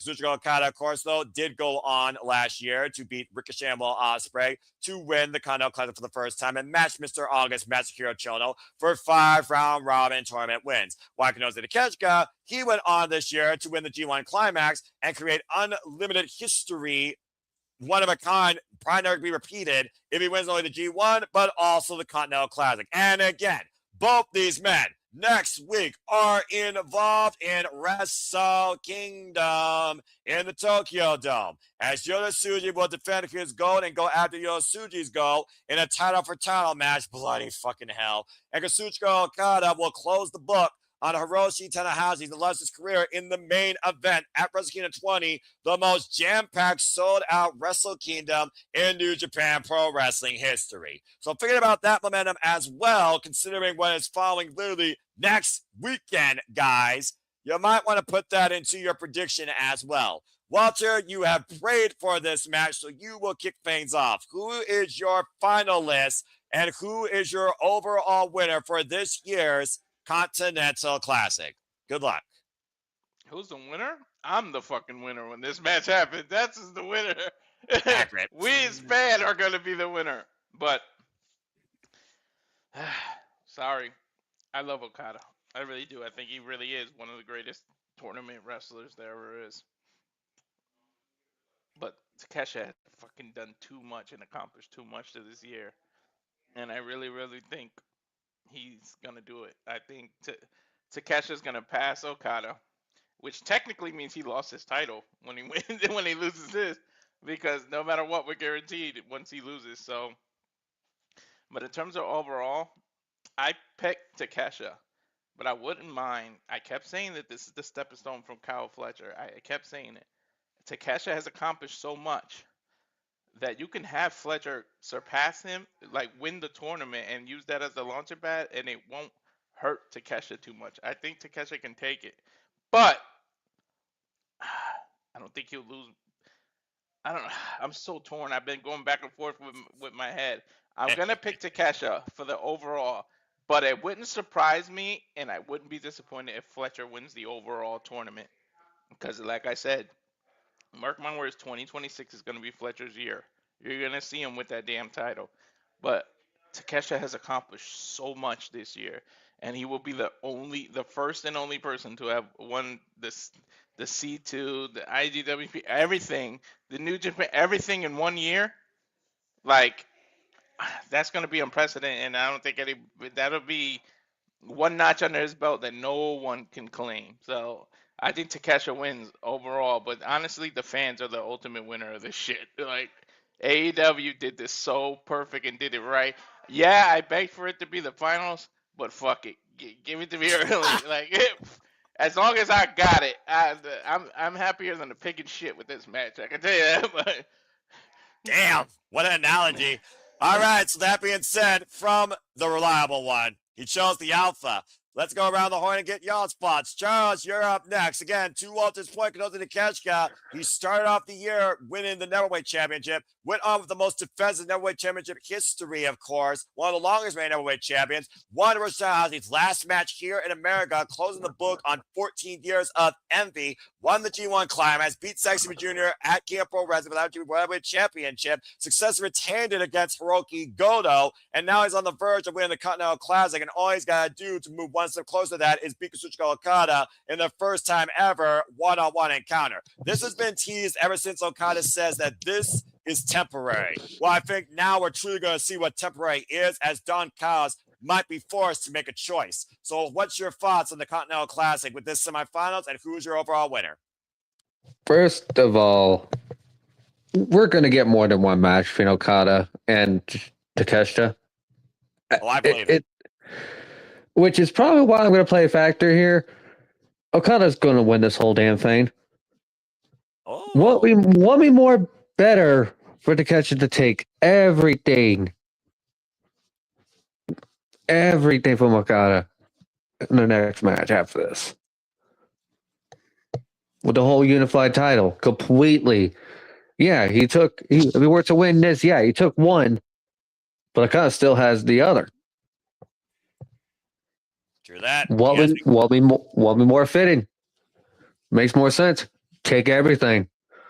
So take the entirety of the unified title. So that's why I expect Okada to win this whole thing. All right, then. So we got Kenosi Takeshita for the whole thing and this match. Kazuchika Okada for this match and the whole thing. I love this dynamic so far. Well, Nick, let's go ahead and get your thoughts, my friend. Right now, the poll has 66% in favor of the Alpha, while 30% is in favor of Okada, while Okada's only been beaten by literally a handful of men, Kyle Fletcher, Kevin Knight, and of course, Bryan Danielson. Lest we forget, he's virtually been unblemished in his AEW career. Still ran defending Continental Champion, might I add, the first title he won back in March 2023 against Eddie Kingston, the inaugural Continental Classic champion. So what do you guys say regarding this? Because if Okada loses, that is the end of the AEW Unified Championship as far as I'm concerned. Because, of course, he has only been coming out bearing the AEW International Championship, the title, of course, that he took off of Kenny Omega. So who's your winner in this first number one encounter, and who's your overall winner in this year's Continental Classic? They're doing more than one match. This is not a one and done. you've put too much stock in the story with Okada Takeshita, where you can't just have it for one match. This is the chapter 1, in my opinion. We're finally getting chapter 1. I think Okada wins this match. Okada wins the entire tournament. I think that with that win, it makes him past the because wasn't he tied for the most record tournament wins? Yes, Masahiro Chono, Mr. August, with 5 round tournament wins. Shuchiko Okada joined that with 41 climaxes and his first Continental Classic last year. If he wins the Continental Classic this year, he will surpass Masahiro Chono. Yeah, so I see Okada winning this match, winning the whole thing. He'll be the tournament winner. And I think we'll get kind of a page turn, and we'll get Takeshita being kicked out of the Don Callis family. I think he'll go back to Japan for a little bit and then come back just in time for Revolution. And we have match 2 of Revolution. I can't see this. You have to milk this for all the money it's worth. And I don't think just doing one match does it justice. Fair enough. As you look to make it rain even more than one time. All right. Well, Emmanuel, an interesting fight by Nick, considering Kenosuke Kasuga was the first member of the Don Callis family before it was a family. Of course, Kyle Fletcher was the second member to join, as we know, betraying Will Ospreay at Wrestle Dream. And this has been Kyle Fletcher's year. But Kyle Fletcher has already beaten Kazuchika Okada twice in his illustrious career, including the opening match in this year's Continental Classic. He's never gone one-on-one with John Moxley, and I don't think he's never gone one-on-one with Konosuke Takeshita. That being said, there's also been a lot of debate about Konosuke Takeshita holding the IWGP Heavyweight Championship and not being involved in New Japan. If Konosuke was to lose here in that bout, I would imagine that would free him up. And imagine if Konosuke wins, by the way, folks, read the graphic. If Konosuke retains his title, he also wins the IWGP Global Heavyweight Championship, currently held by Yota Tsuji. He will be a double champion in New Japan Pro Wrestling under AEW New Japan and DDT Pro contract. Jesus Christ almighty. So we'll also keep that in mind. That being said, Emmanuel, what you got to say regarding this? Who's your winner in this match, and who's your overall winner in the Continental Classic? I have Takeshita winning this. Like, Okada cost Takeshita the match for Kyle Fletcher to win the tournament, in my opinion. And that way, you build the match for Wrestle Dream for New Japan, and because you need to have, like, right now they're like buddy, like there needs to be tension, like, and Okada, like Nick said, like, it's that close to overlapping and becoming the best, the overall best turning winner of all time. What if Takeshita is the reason why he couldn't get it? Because he could get that anytime he wants. Let's face that. It's about anytime, any place. It's just it takes that could wait a little bit longer, but that's my thoughts. They had to build up for Wrestle Dream, and the reason why they have more rivalry and more heated, like why Okada, why they screw me or for the title, and so on and so forth for the breakup to happen. So you have Kazuchika Okada chasing history at any time, but you got Konosuke creating more history this year. You got Konosuke Takeshita winning overall. I said Cal Fletcher's gonna win the tournament. Oh, okay, but Konosuke wins Okada, the first encounter. Yeah, and All then right. Okada costs to catch the match against. Either way, Don Callis freaking wins in the end. Yeah, I'm about to say, regardless, let's look at the Don Callis element here. Does Don Callis truly give a shit? You notice how Don Callis really hasn't been going against Okada, but he's been trying to hold off Konosuke. Does he think Okada is more valuable than Konosuke Takeshita when it comes to the Don Callis family? if Konosuke and Okada can't play ball. Because right now, he's been really trying to lobby these two to become the greatest tag team in professional wrestling. We called them against Brodito. They came this damn close, and then the miscommunication, everything fell the fuck apart. So, again, shit. Do the Go same ahead, rules Walter. apply where, like, if anybody is involved, they get banned from AEW? Yeah, that Correct. rule's still in Because this ain't effect. the points anymore. No, the rule is still. That goes across the entire tournament. No matter what, every match is a pure one-on-one encounter. You have to win it, or you're disqualified, you're fucked. Because I was going to ask, who do you think Don Callis is going to definitively pick? But obviously he can't show. Like, he's just going to kiss the ass of whoever wins regardless.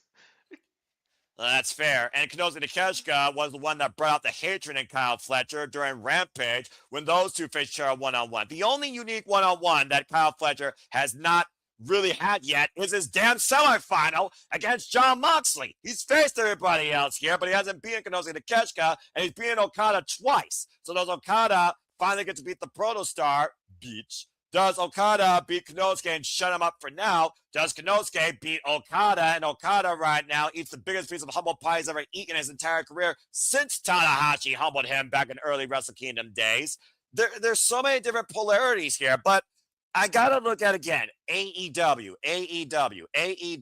Who is the focus of AEW 2026? If it's not Kyle Fletcher, Konosuke Takeshita, what the fuck are we doing here? When this match was a fever dream for me more than Walter, considering my love for Japanese pro wrestling more than anything in America, damn it. And I finally got this now in AEW. You guys know I hold Kazuchika Okada up to another standard of a competitor, right? But Konosuke Takeshita, he's shown me more in 1 year than Okada's had in a long time since working more of a dirty Ric Flair style. But I also do wonder, is Konosuke stretching himself too damn thin? And is this the moment it finally catches up to him? Let's not forget, he lost to Bandito for the Ring of Honor World Championship. You arguably called that your match of the year, and that was in Philadelphia before Dishonor. How much does Konosuke need to accomplish truly for himself, where he may not be able to do everything he wants in this unified perspective? When does it all collapse? Does it collapse in the Continental Classic, or does it collapse at Wrestle Kingdom? I look at those two shows and look at cause and effect. And right now, I'm leaning towards, if AEW wants to push forward Konosuke as a babyface, and we're teasing the implosion of the Don Callis family, where right now Don Callis might literally go on Okada no matter what, then Konosuke needs to win this, turn it into Evolution, Triple H, hurrah, and I think Konosuke is the first guy to be kicked out, because I do think Don Callis sees more value in Okada. I really do. So I'm going to say right now that Konosuke right now is going to win this, and we are going to see Prachashita determine the Continental Classic. And as far as the winner goes, right now I'm going with Konosuke. I think he's Mr. AEW next year. If not him, Kyle Fletcher's number 2. But I think Konosuke loses at Wrestle Kingdom. I got Konosuke taking the whole thing. Can Takeshita talk well enough to be that face though? Like, or is he gonna need a mouthpiece? Like, I've never really seen him cut promos unless, you know what, fuck it, let him talk in Japanese and put subtitles. I mean, come on now. Just let him do his thing. You don't have to force him. It's 2026 coming up. Like, you don't have to force English down everybody's throat. Let him be. You can make it work as a face and speak Japanese, but I mean, if you give him some kind of face mouthpiece, then that'd be fine too. But like, I don't know if he can be that golden boy face for you if they're gonna doubt him for talking. But this ain't the E. It's AEW. It's different. So maybe they'll take the risk. So I hope they do. But I cheer for both of them regardless. I don't give a damn if Okada ain't a heel to me. He's just a cheeky bastard, like you say. Beach. Well, I mean, I'm going to cheer for both regardless. These are two of my most favorite wrestlers right now in the wrestling business, and they're finally facing one-on-one for the first fucking time ever. And the bottom line, if Konosuke wins this, Okada officially loses the AEW Unified Championship, because he no longer has the Continental Championship. It no longer exists. Anyway, man, I do see your hand. What do you got to say here real quick? So pressure's on Okada more than anybody else here, period. Go ahead, Emmanuel. Just what Walter said. People, look at me. Looking into that. Breaking the fourth wall. 2026. Learn Japanese. Learn Mexican. Spanish. Learn Irish. Learn whatever language it is. There's a free app teaching you the language. There's no longer an excuse. If other people, Japanese, Chinese, can learn English and work hard on it, why can't an American be that dedicated and promising to learn their language? Stop being a lazy ass. Stop being a hypocrite. Stop saying, oh, because it's the USA, we need English to understand. No, it's time to learn English, to learn other language besides English. Well, first off, in defense of those that may not have the time or may not have the patience, and also Okada has learned one word that all he needs to learn, beach. One, there is no language barrier to pro wrestling. We are defined and connected by the showcase, the passion, the presentation, and for me, the fucking fighting that you get in AEW. Two, I watch Japanese commentary and English commentary on New Japan Pro Wrestling all the time. So at the end of the day, if the one thing that is connected about this business is what you see inside that squared circle, get out the fucking fandom. Period. I'm glad now because I get to see it now. But how the hell were both of these dudes in Japan at the same time and never crossed paths? Like, how the fuck did that even happen? Like DDT Pro in New Japan, dude. DDT Pro in New Japan. Still, you would think they'll come over in some passing and some, in the indies, something. But Charles got his hand up. Yeah, let's go ahead and get Charles' thoughts here. And shout out to Warwick here letting his thoughts. Alpha wins because he wins both tournaments in a few months in the same year, or Mox wins because he beats Don's best talents. And again, it is Don Callis versus Death Friars at this point. Jon Moxley, the last bullet standing. Charles, you got fun to say real quick? Go ahead. This is so much fun. Yeah, yes, it is. And also, man, you forgot another country there or language, France. That being said, we're not going back down that road again. I had to say Charles. My bottom line, though, I love the fact we all have a different dynamic here, and no matter what, all four men are justified to be in this spot, and any of these four men, not a single babyface, by the way, just incredibly driven in-ring competitors. All four of these men could win Saturday, the Continental Classic. And we get to call it. So again, to Jon Moxley, Kyle Fletcher, Kazuchika Okada, Kenoda Takeshita, may the best wrestler win. As far as the poll goes, it's actually quite dynamic as far as who they think the overall winner is going to be. The majority at 45% are going with the Alpha, Konosuke Takeshita. It is literally tied between Kyle Fletcher and Kazuchika Okada in second place at 51% between the two, 25.9% each. Why there is one person that did pick Jon Moxley. So it almost sounds like Jon Moxley, in many people's eyes, is being written off due to the lingering damage and injury to his leg. How effective is a one-legged man in asking contest, even if his name is Jon Moxley? Let alone, he has survived Kyle Fletcher before dealing with either, might I add, for the first time ever one-on-one, Kazuchika Okada. They've never faced each other, or a man that beat him in this year's Continental Classic, Konosuke Takeshita. Just freaking saying. Emmanuel, do you have your hand up? What you got to say real quick? Man, this is the third time that one person has picked the odds. Who's this person, though? I need to know. I, as a simple man who believes in identity protection and FERPA standards, I do not disclose names of those that pick because I know people like to criticize those that do not agree with them for the stupidest damn reasons. Thank you. That being said, support one another, respect each other. The bottom line, though, whatever your final is going to be, we are across the board here between Okada and Konosuke. Kyle Fletcher's the future. Jon Moxley, your time might have come. But again, good luck to all four in the Continental Classic. This tournament is going to be fucking nuts. I'm sorry. Overall, how many people went with Moxley to win the whole thing, you said? One. All right. Out of 27. All right.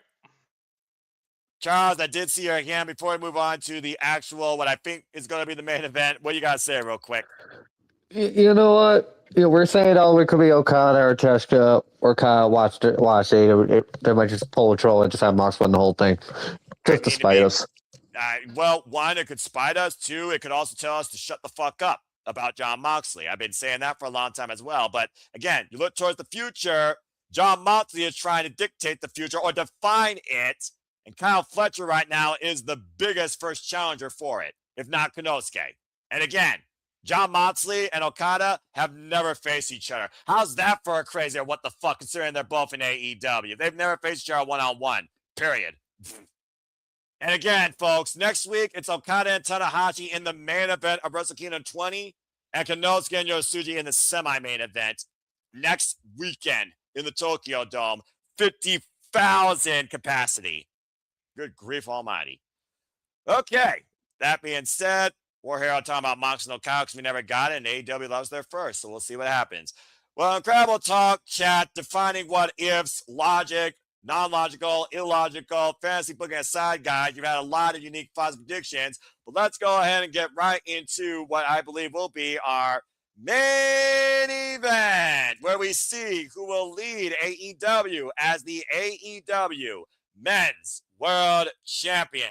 And Nick, I do see your hand. You will go first. We have Samoa Joe defending the gold against Hangman Adam Page. Of course, Hangman Adam Page was at the victimizing of the Ops, and Hook, who was basically a thief in the night the whole time, faced Samoa Joe's manipulation. Swerve Strickland, Hangman Adam Page's most dangerous rival and ally, Joker to Batman, and returning back to where it all ended to looking to begin it all again, Maxwell Jacob Friedman, MJF.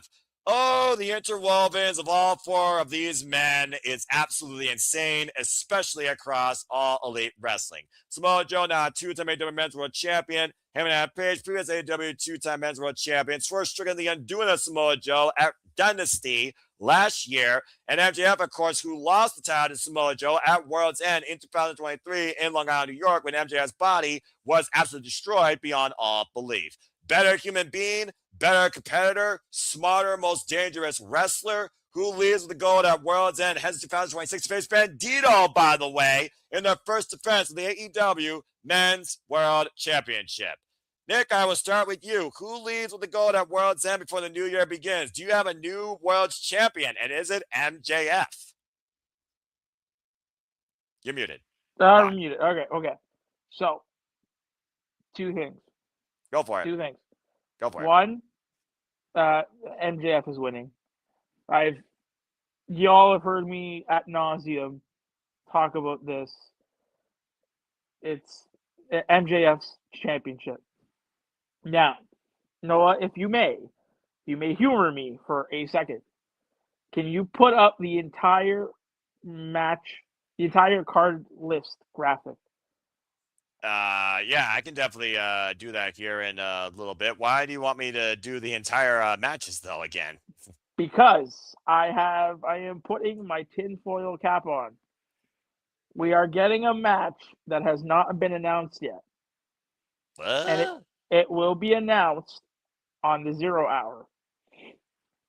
On the 0 I hour. believe we remember on Dynamite. Pretty sure it was Dynamite. We saw the Elite come out of the dressing room. What did Kenny Omega say? He said he had to go take care of something that he should have taken care of a long time ago. I'm putting my tinfoil cap on. If I'm correct, I think we only have, how many matches do we have on the main card? 9. I think, and we only have 1 0 hour. Yes, last I checked. I think Kenny is coming out on the 0 hour, and he will call out Andrade El Idolo, and we will get what? Kenny versus Andrade at this show. Oh, Jesus. The last time we saw Andrade, he jumped Kenny. And we never got a resolution about that because of Andrade's thing. Right. Non-compete. Right. That has effectively been eliminated. He is a free agent. He is allowed to sign anywhere. The lawyers have fixed it. Damn. Kenny said what other business does Kenny have? Unfinished business does Kenny have that he has to worry about? I got nothing. There is nothing. So I think, and it's odd how we only have 9 matches. I think Kenny comes out just before the show starts or somewhere in the pre-show, and he calls out Andrade. We've seen Andrade in House of Glory. He's gonna be in New Japan next weekend.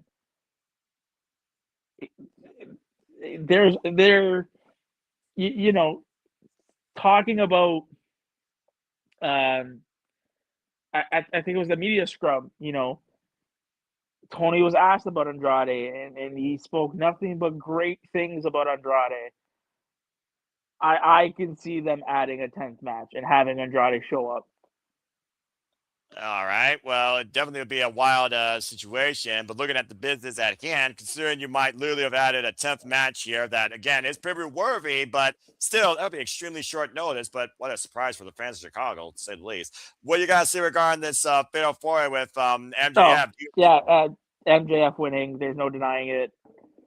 Again, I've said it repeatedly. It's just the natural progression of what we've seen over the past year. I know everybody's heard me say that, but it is true. MJF is winning this title. He is walking into next year the World Heavyweight Champion, and hopefully, fingers crossed, a certain assassin is recuperating and rehabilitating, and hopefully, come the Owen, we get us a mystery entrant. But yeah, wild card. A wild card, yeah, exactly. But yeah, I see MJF winning. All right, fair enough. And I guess it just comes down to now, let's see who agrees with you or disagrees with you and what storyline it leads to. Again, Swerve Strickland has never met MJF in the ring. Shane Strickland met MJF one time in singles action outside the ring back in 2018 on the Independence before he went to WWE. We all saw what happened there. Sorry, I just want to, there's a chat about Wrestle Kingdom, Kenny versus Andrade. That can't happen. That cannot happen because we know Andrade is the financial backer of the United Empire, and he will be in that 10-man tag match. That is correct. They're not going to have him work double time that same night. Again, folks, next year Wrestle Kingdom is exclusively January 4th. There is no Wrestle Dynasty. January 5th will be New Year's Dash, the most unpredictable night of New Japan Pro Wrestling's calendar year that sets up 2026, and you very well not have a United Empire part of it. It'd be interesting. Nick, you said MJF is one. It'd be interesting because, man, Bandito. Well, Walter, you're on the bubble next, so go ahead. Bandito just won the Dynamite Diamond Ring. That means MJF Bandito because he's gonna get a title shot. Like correct at Maximum Carnage. Awesome match. Yeah. And Bandito. And keep in mind, Bandito is a babyface. He does not need the ring. MJF's whole persona is the ring.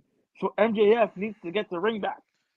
Technically, MJF still has the ring. He has the original ring. They just gave Bandito a different ring, I think. We won 2. Didn't MJF win twice, though? Didn't he win 2 of those rings? MJF has won every year. Yeah. The same ring. Bandito's the first person to be called the Dynamite champ besides MJF, But you can play that off, Noah, to your point. You can play that off like what the E did with John Cena when he won the fake WWE Championship against Rey Mysterio, and then you had Punk come out with the real. Fair. So, yeah. Destroy the ring and defeat MJF. It'll be interesting. Yeah, I know that. Like, now you're making me regret my pick. I think Samoa Joe might retain. Really? I think, yeah. I know it's the least likely thing, but by hook or by crook, remember, there's no disqualifications. This dude's got an entire ops following him. It's a 4-way match. That means there's no countouts, there's no DQ. Like, he's got ops that can go in and out of this match, distract people. But I don't think Swerve just came back, so I don't think you immediately grant him for the title. Let him That's why I finish. don't go with Swerve. Although Swerve, it would make sense that I would love it. He had one of the best reigns.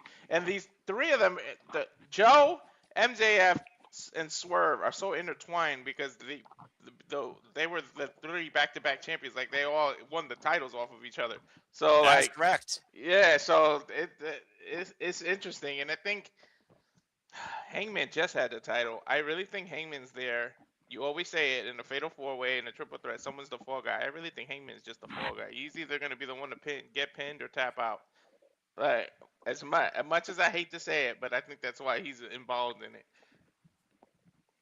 Like, All look, see, right. Chris thinks Adam Page is gonna look, but I think Samoa Joe, because he said his career is winding down. I think they might do without officially announcing his retirement.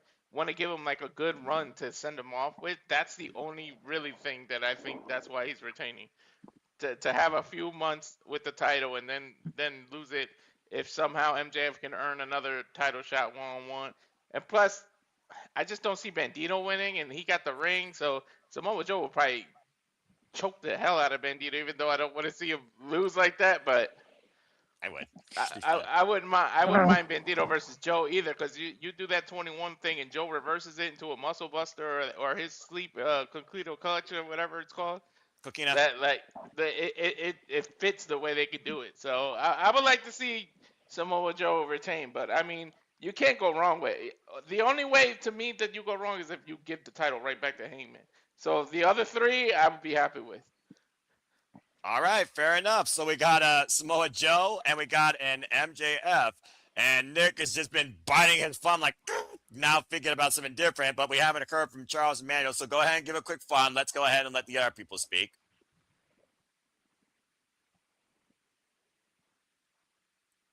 All right. Well, go ahead, Nick. He's giving you the chance to whatever you was raising your hand about. He's still there. He's not frozen. Okay. I got another thing that you have to keep in mind. Just add more fuel to Charles Emmanuel's thoughts. I'm gonna add more fuel. Did they ever pay off the MJF run-in MLW? And did they ever pay off the backstage segment that MJF had with Hammerstone at MLW, saying that they needed to recreate the dynasty? Richard Holiday, MJF, Alex Hammerstone, the callbacks are there. That's a very fair point. And no, there was no follow-up to that. But it's also, we also know as well, freaking how factions work with MJF, as Swerve Strickland talked about the Pinnacle. How well are those people doing? So yeah. All right. Interesting food for thought, though, because maybe there is more than one faction showing up here in AEW. Maybe there are more surprises than we think. Wink, wink. All right. Let's go now to Emmanuel, who's been sitting quietly here, and see if he engages a trap card. Does he have a spell card for success or something else that goes beyond anyone else's opinions? Emmanuel, you're on the docket. We got an MJF. We got Samoa Joe. We got possibly a faction being built. We got ops people getting involved here, including Ops Dojo. But it sounds like, regardless, we have possibly a brand new AEW Men's World Champion. Is him and Adam Page a non-factor? Is he nothing more but a means to an end at World's End? And do we set up something more for Strickland in a different, dangerous foe? What do you guys say regarding this match? There's two things I was telling you before we got into the air, Noah. Number one, NoDQ.com. If you haven't seen them, subscribe to them on Facebook and their page. They're a great wrestling plug wrestling attorney. And shout out to Boss Man Riff. He's good, dude. Anyways, he reported that MJF is the heavy favorite for him winning the title, which means two things. He's going to lose it, and he's going to get screwed. And Samoa Joe is going to retain his title. And there's a storyline that had yet to build for Nick. And the storyline, Bobby Lashley and Shelton Benjamin, who kicked him out of the Hurt Syndicate. I don't think they're helping. Why would they kick him out just to bring him back in?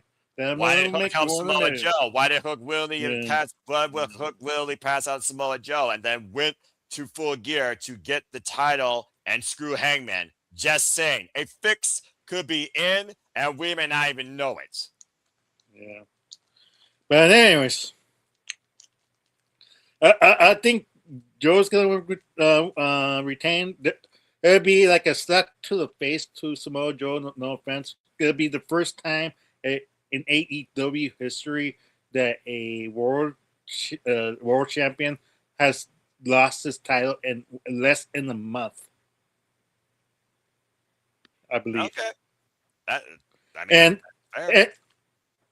And AEW is not that type of business. They tend to have long storyline, like a couple of months until they lose it, or a full year until they lose it, sort of deal.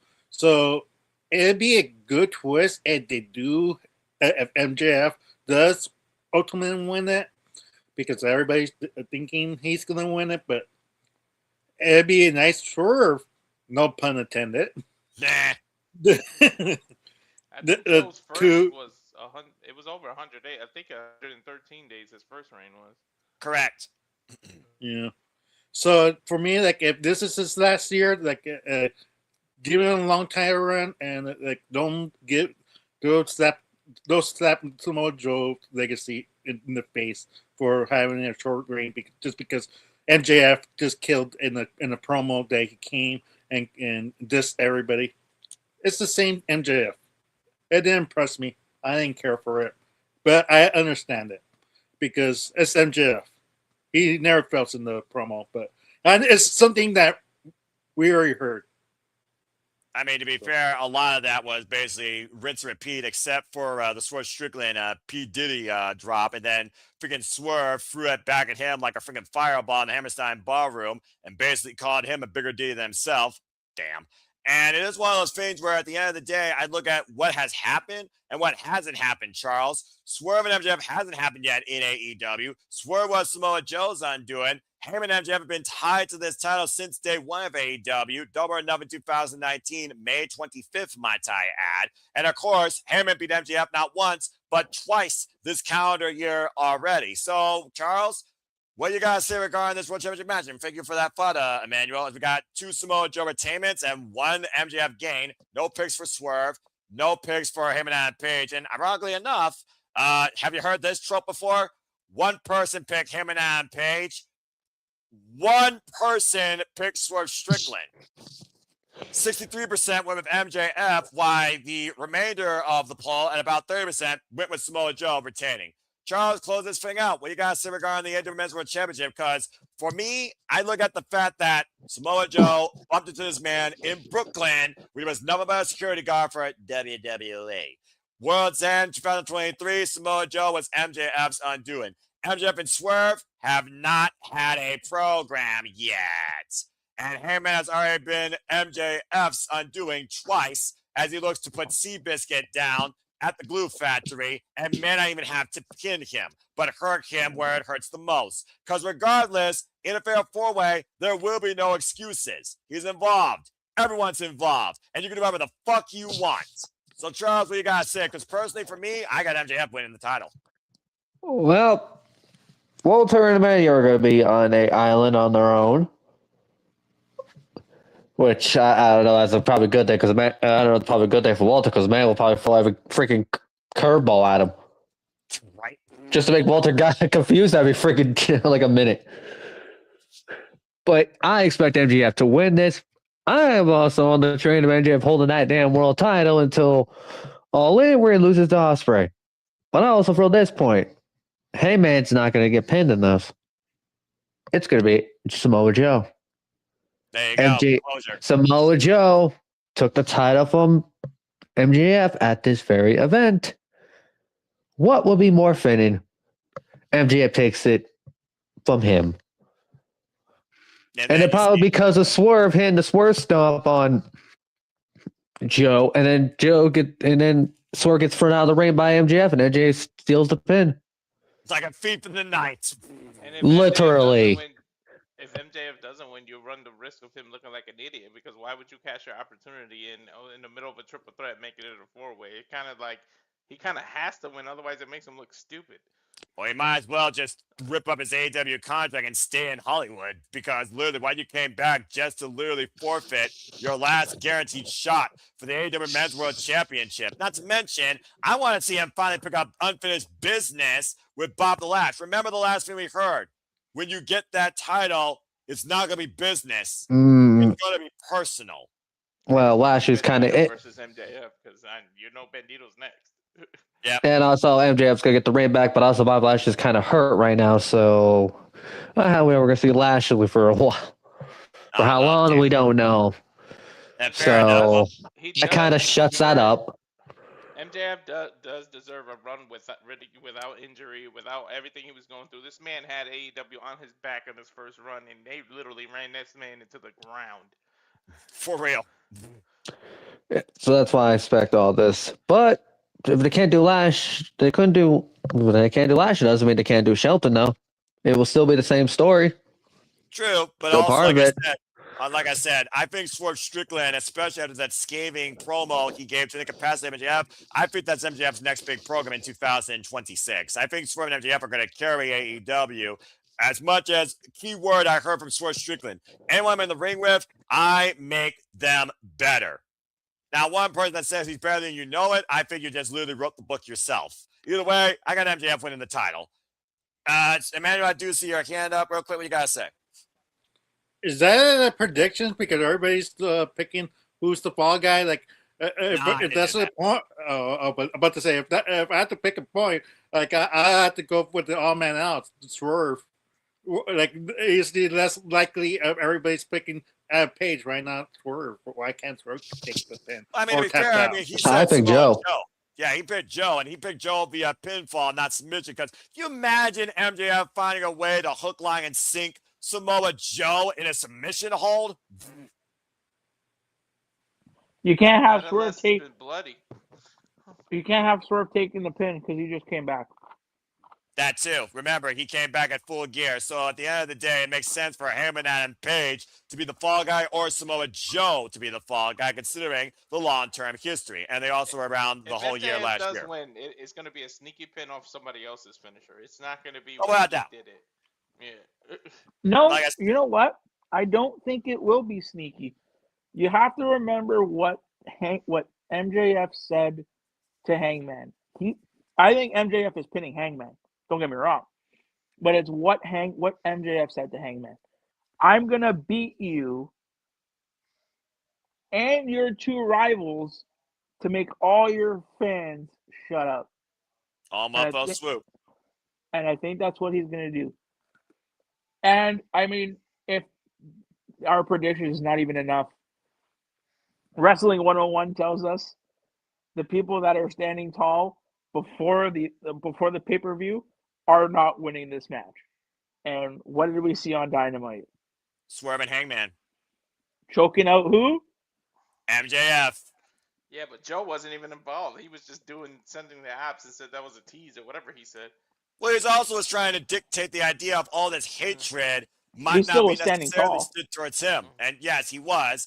At the end of the day, also, guys, we got to look at the match for what it is. We got 4 vigilantes, villains, dangerous, manipulative individuals here in this match. AEW has truly blurred the lines between babyface and heel, and it really has worked to their advantage here, where all 4 of these men are justified. But if it's not MJF, I don't know what the fuck we are doing after what MJF decided to do in freaking Holiday Bash, cashing in that contract. It's got to be him. At some point, all 4 of these men have literally carried the company on their back. Because if you think about Hangman, he carried the kind of like the pandemic era. Yeah, sorry for his first title run. Sorry. Joe, MJF was seriously carrying everything on his back until he got hurt.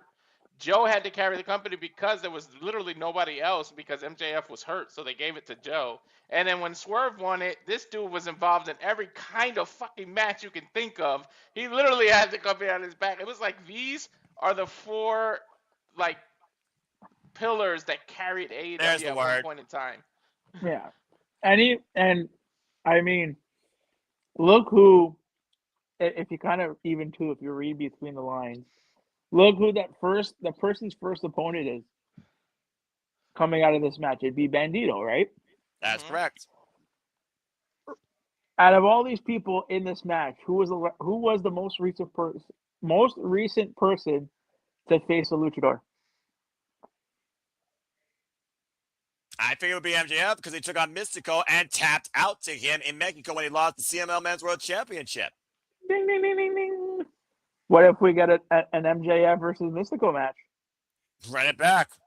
I'm sure they'll do another Grand Slam Mexico, and this time they won't do a crazy multi-person exhibition for every bout. I could definitely see that happening. Plus, Bandito and MJF have never faced each one-on-one. The only time they encountered one another, just barely for a little bit, was during the Casino Gauntlet at All In. Sorry, guys. It's MJF's to lose. Anybody but MJF winning this is the wrong decision. Fair Like enough. I said, it does make him look stupid because why did you? It would have been smarter if he said, "I'm doing this match. I'm cashing in the contract. I'm giving you a week's notice, but I'm not being involved in this triple threat. As soon as it's over, then whoever wins is gonna have to face me one-on-one." He would have been a smarter heel to do it that way.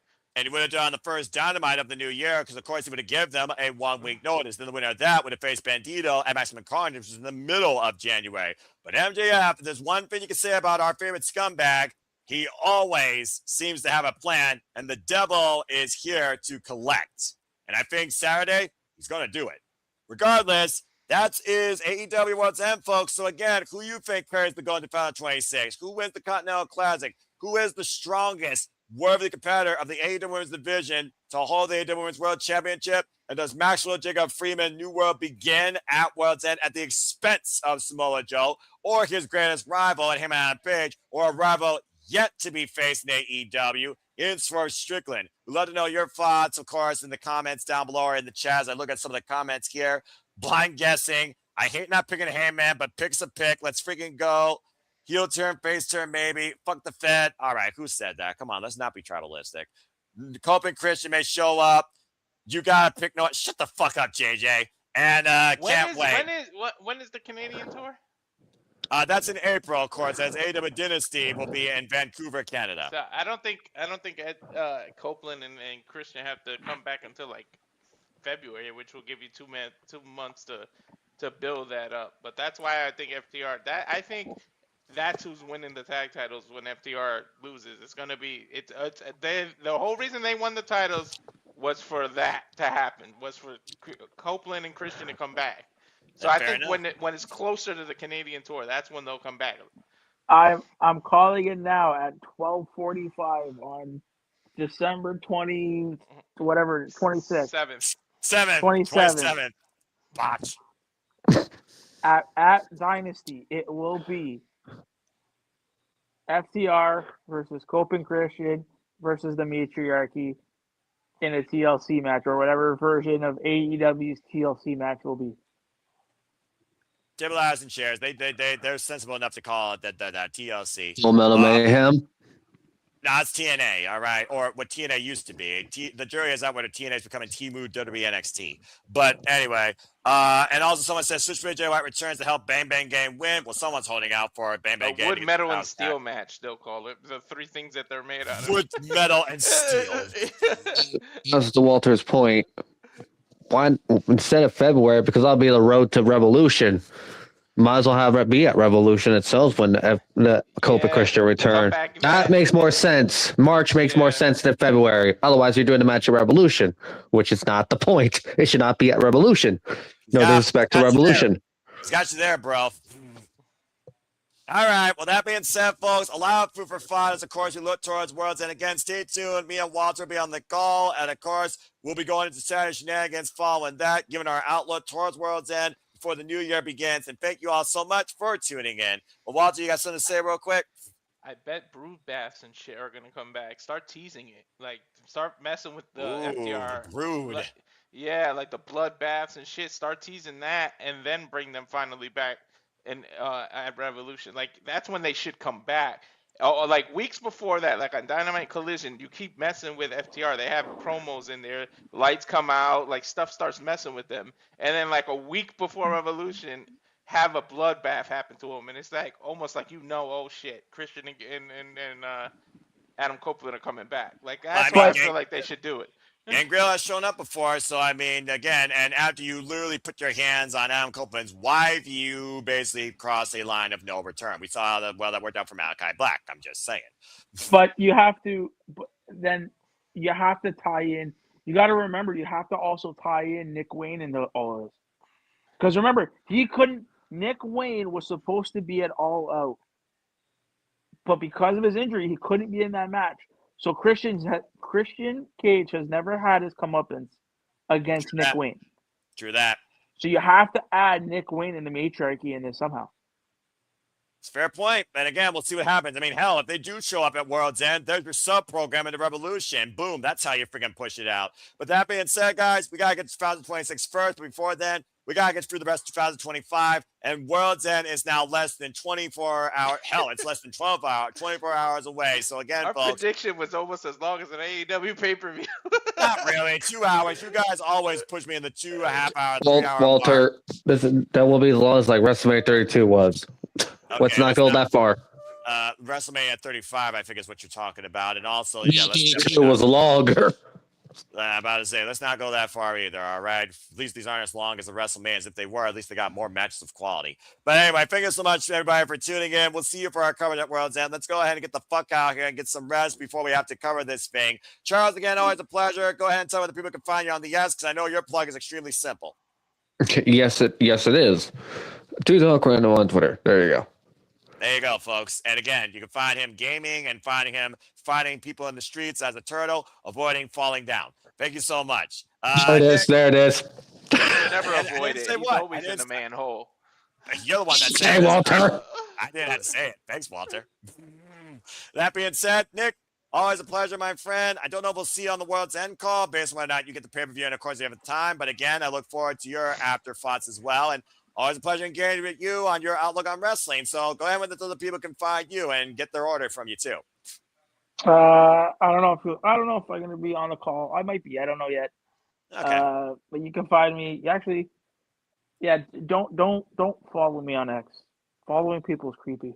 But you can, however, if JJ and James and everybody is watching this, I gotta plug our new show coming in 2026. It's called Smut on the Spectrum. It's a great show that we're debuting in the new year. If you guys want to know all about it, ask James about it. Remember, it's Smut on the Spectrum. Thank you for that, and I will be sure to blacklist that content. That being said, Well, I got a message, James, tonight. Thanks, Nick. bloody hell. Thank you, Nick, and shout out to Mrs. Ferrantes as well. Always appreciate you both. Emmanuel, always a pleasure. Good luck, by the way, to everybody, by the way, in the conclusion of this year's All Elite League for 2025. Don't worry, I will be doing it again next year, I assure you. But Emmanuel, go ahead and tell where the people can find you. And yes, I'll update your graphic next year, too. That's okay. That's okay. You can follow me on Facebook and Emmanuel Mingus, Instagram EDM7324. You can follow my sister, Arlene Dominguez, at Facebook. Arlene Dominguez at Instagram and ADM73244. And please subscribe to Interactive Games and Movies. If you haven't yet subscribed, we're sixth. Like, I have 6 subscribers, 4 more, and I can be in double digits. That's a milestone. every subscriber matters. And leave a like, leave a message. Like, you think it doesn't work, but it does work. Like, I'll notify other people to see the channel and help them. If you have a movie suggestion, please leave a message. And because I did a watch along to Friday the 13th Part 2. So if you have a movie suggestion you want to see along with me on Sunday, just leave a message and we will see that movie. All right. Well, good stuff. I like how. Revealing. What, Charles? Like how we had that. No one just have his head to the side, like Hi, I'm here. You just can't see my face, but you can't see my body, but I see my head. I'm here. I put my very best Tony Khan and a freaking impromptu promotion impression. And again, I do want to see his channel thrive. We also got to figure out how to do some games with you too, like maybe a game of life or a Lego party or something like that on the Switch or PlayStation. Join us, because we're gonna game Yeah. 2026. Yeah. That's one thing. Up on the X, like I bought the 2K25 for cheap for $20, just the regular game. If you want to beat, you want to see, and you could book better than the Triple H, you had your opportunity. Say, I want to be a GM mode and I want to compete against you. So, I can't do my GM mode because that means I have to book WWE superstars. Ugh. Well. Hey, unless you get a lot of like. Booking better. Well, unless you get a lot of OC creative people, AEW roster on CC, and then you can do a whole custom roster where you do WWE superstars. Yeah. Well, if AEW sounds- makes a Isn't better they not? game next year, I don't know, man. That's not my forte. But thank you, Emmanuel, and all the best in that continued YouTube content creating adventure. Well, again, Walter, we are in for one hell of a night once again. It comes Saturday night. Let's go ahead and so the people can find you. at on Instagram it is at it's Walter.Cruz.940. On the X it's Walter Alex Cruz, and of course Rage of Wrestling for all this kind of content. The gaming is really revving up. In 2026, I am gonna start. I bought Ninja Gator. I have not touched it because I'm going to do a live stream for every stage, every moment. You will see it completely unedited. You are gonna see my frustration, dying 3,000 times, everything. Oh, You Lord. can give me guides, tell me what the hell to do to get off a certain stage. So this is gonna be completely live until I beat this I game. can't help you with Who that one, knows Walter. how long this is gonna be?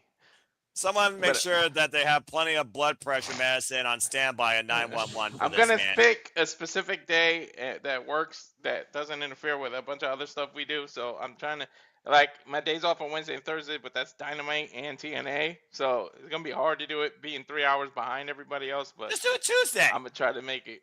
I work Tuesdays. Oh, Can't fair game enough. and work. Okay, fair enough. I see why Noah said that. I'm a Yeah, it mega. was Tuesday. I'm a mega multitasker, but I literally can't game and work because then I'd be too distracted and won't get work done. I mean, I played Hades while working on freaking calls for my job. It's super easy. You just turn the chair like that, you just be like, oh, there's no call. Okay, let me continue this stage. But my game, Fuck you, Hades! my gaming system is in the living room. My computer's in the office. Oh, see, I don't have that problem. Yeah. All right, and goes to Yota right now so I can find my life. Because, again, power to the soloists.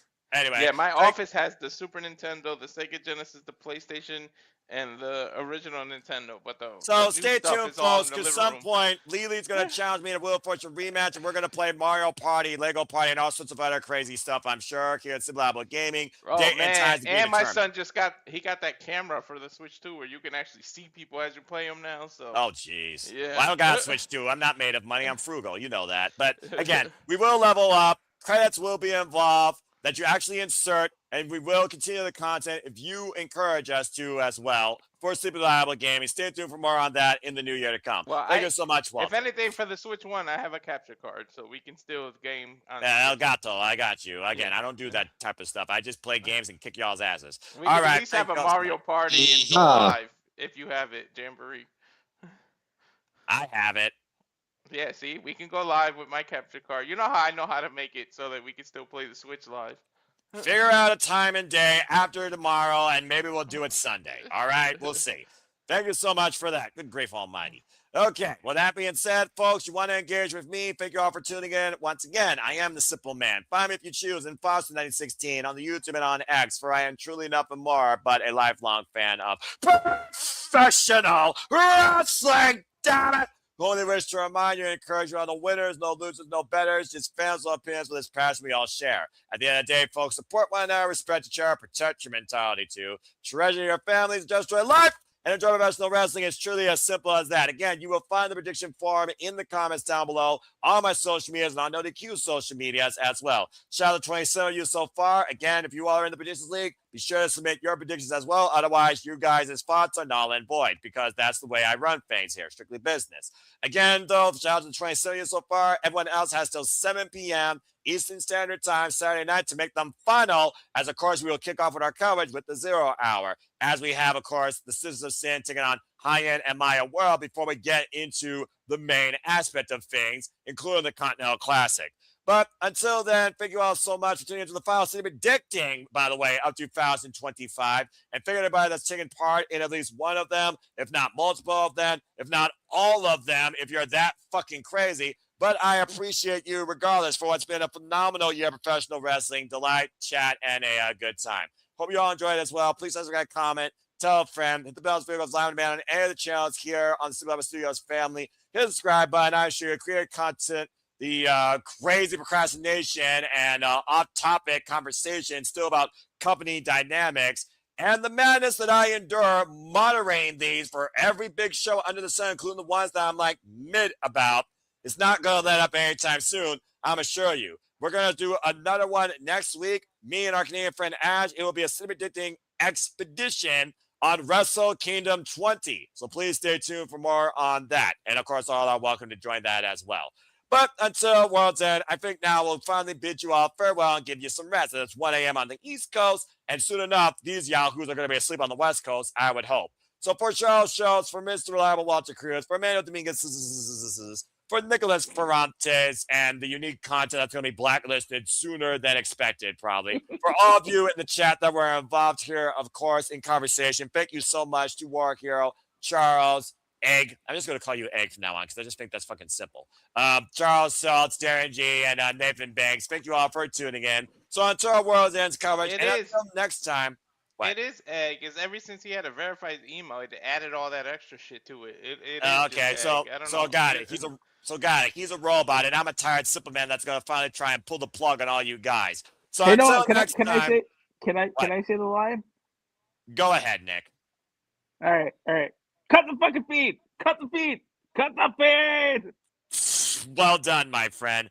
Make a part about it live. Have a good night. Thanks for tuning in to Predicting World's End, folks. We'll see you for our coverage at 7 p.m. And I cannot fucking wait for this shit that's in professional wrestling. Damn it! All right. We're better than them, and they know it. Damn fucking right. Have a good night, folks. All right, cut the feed.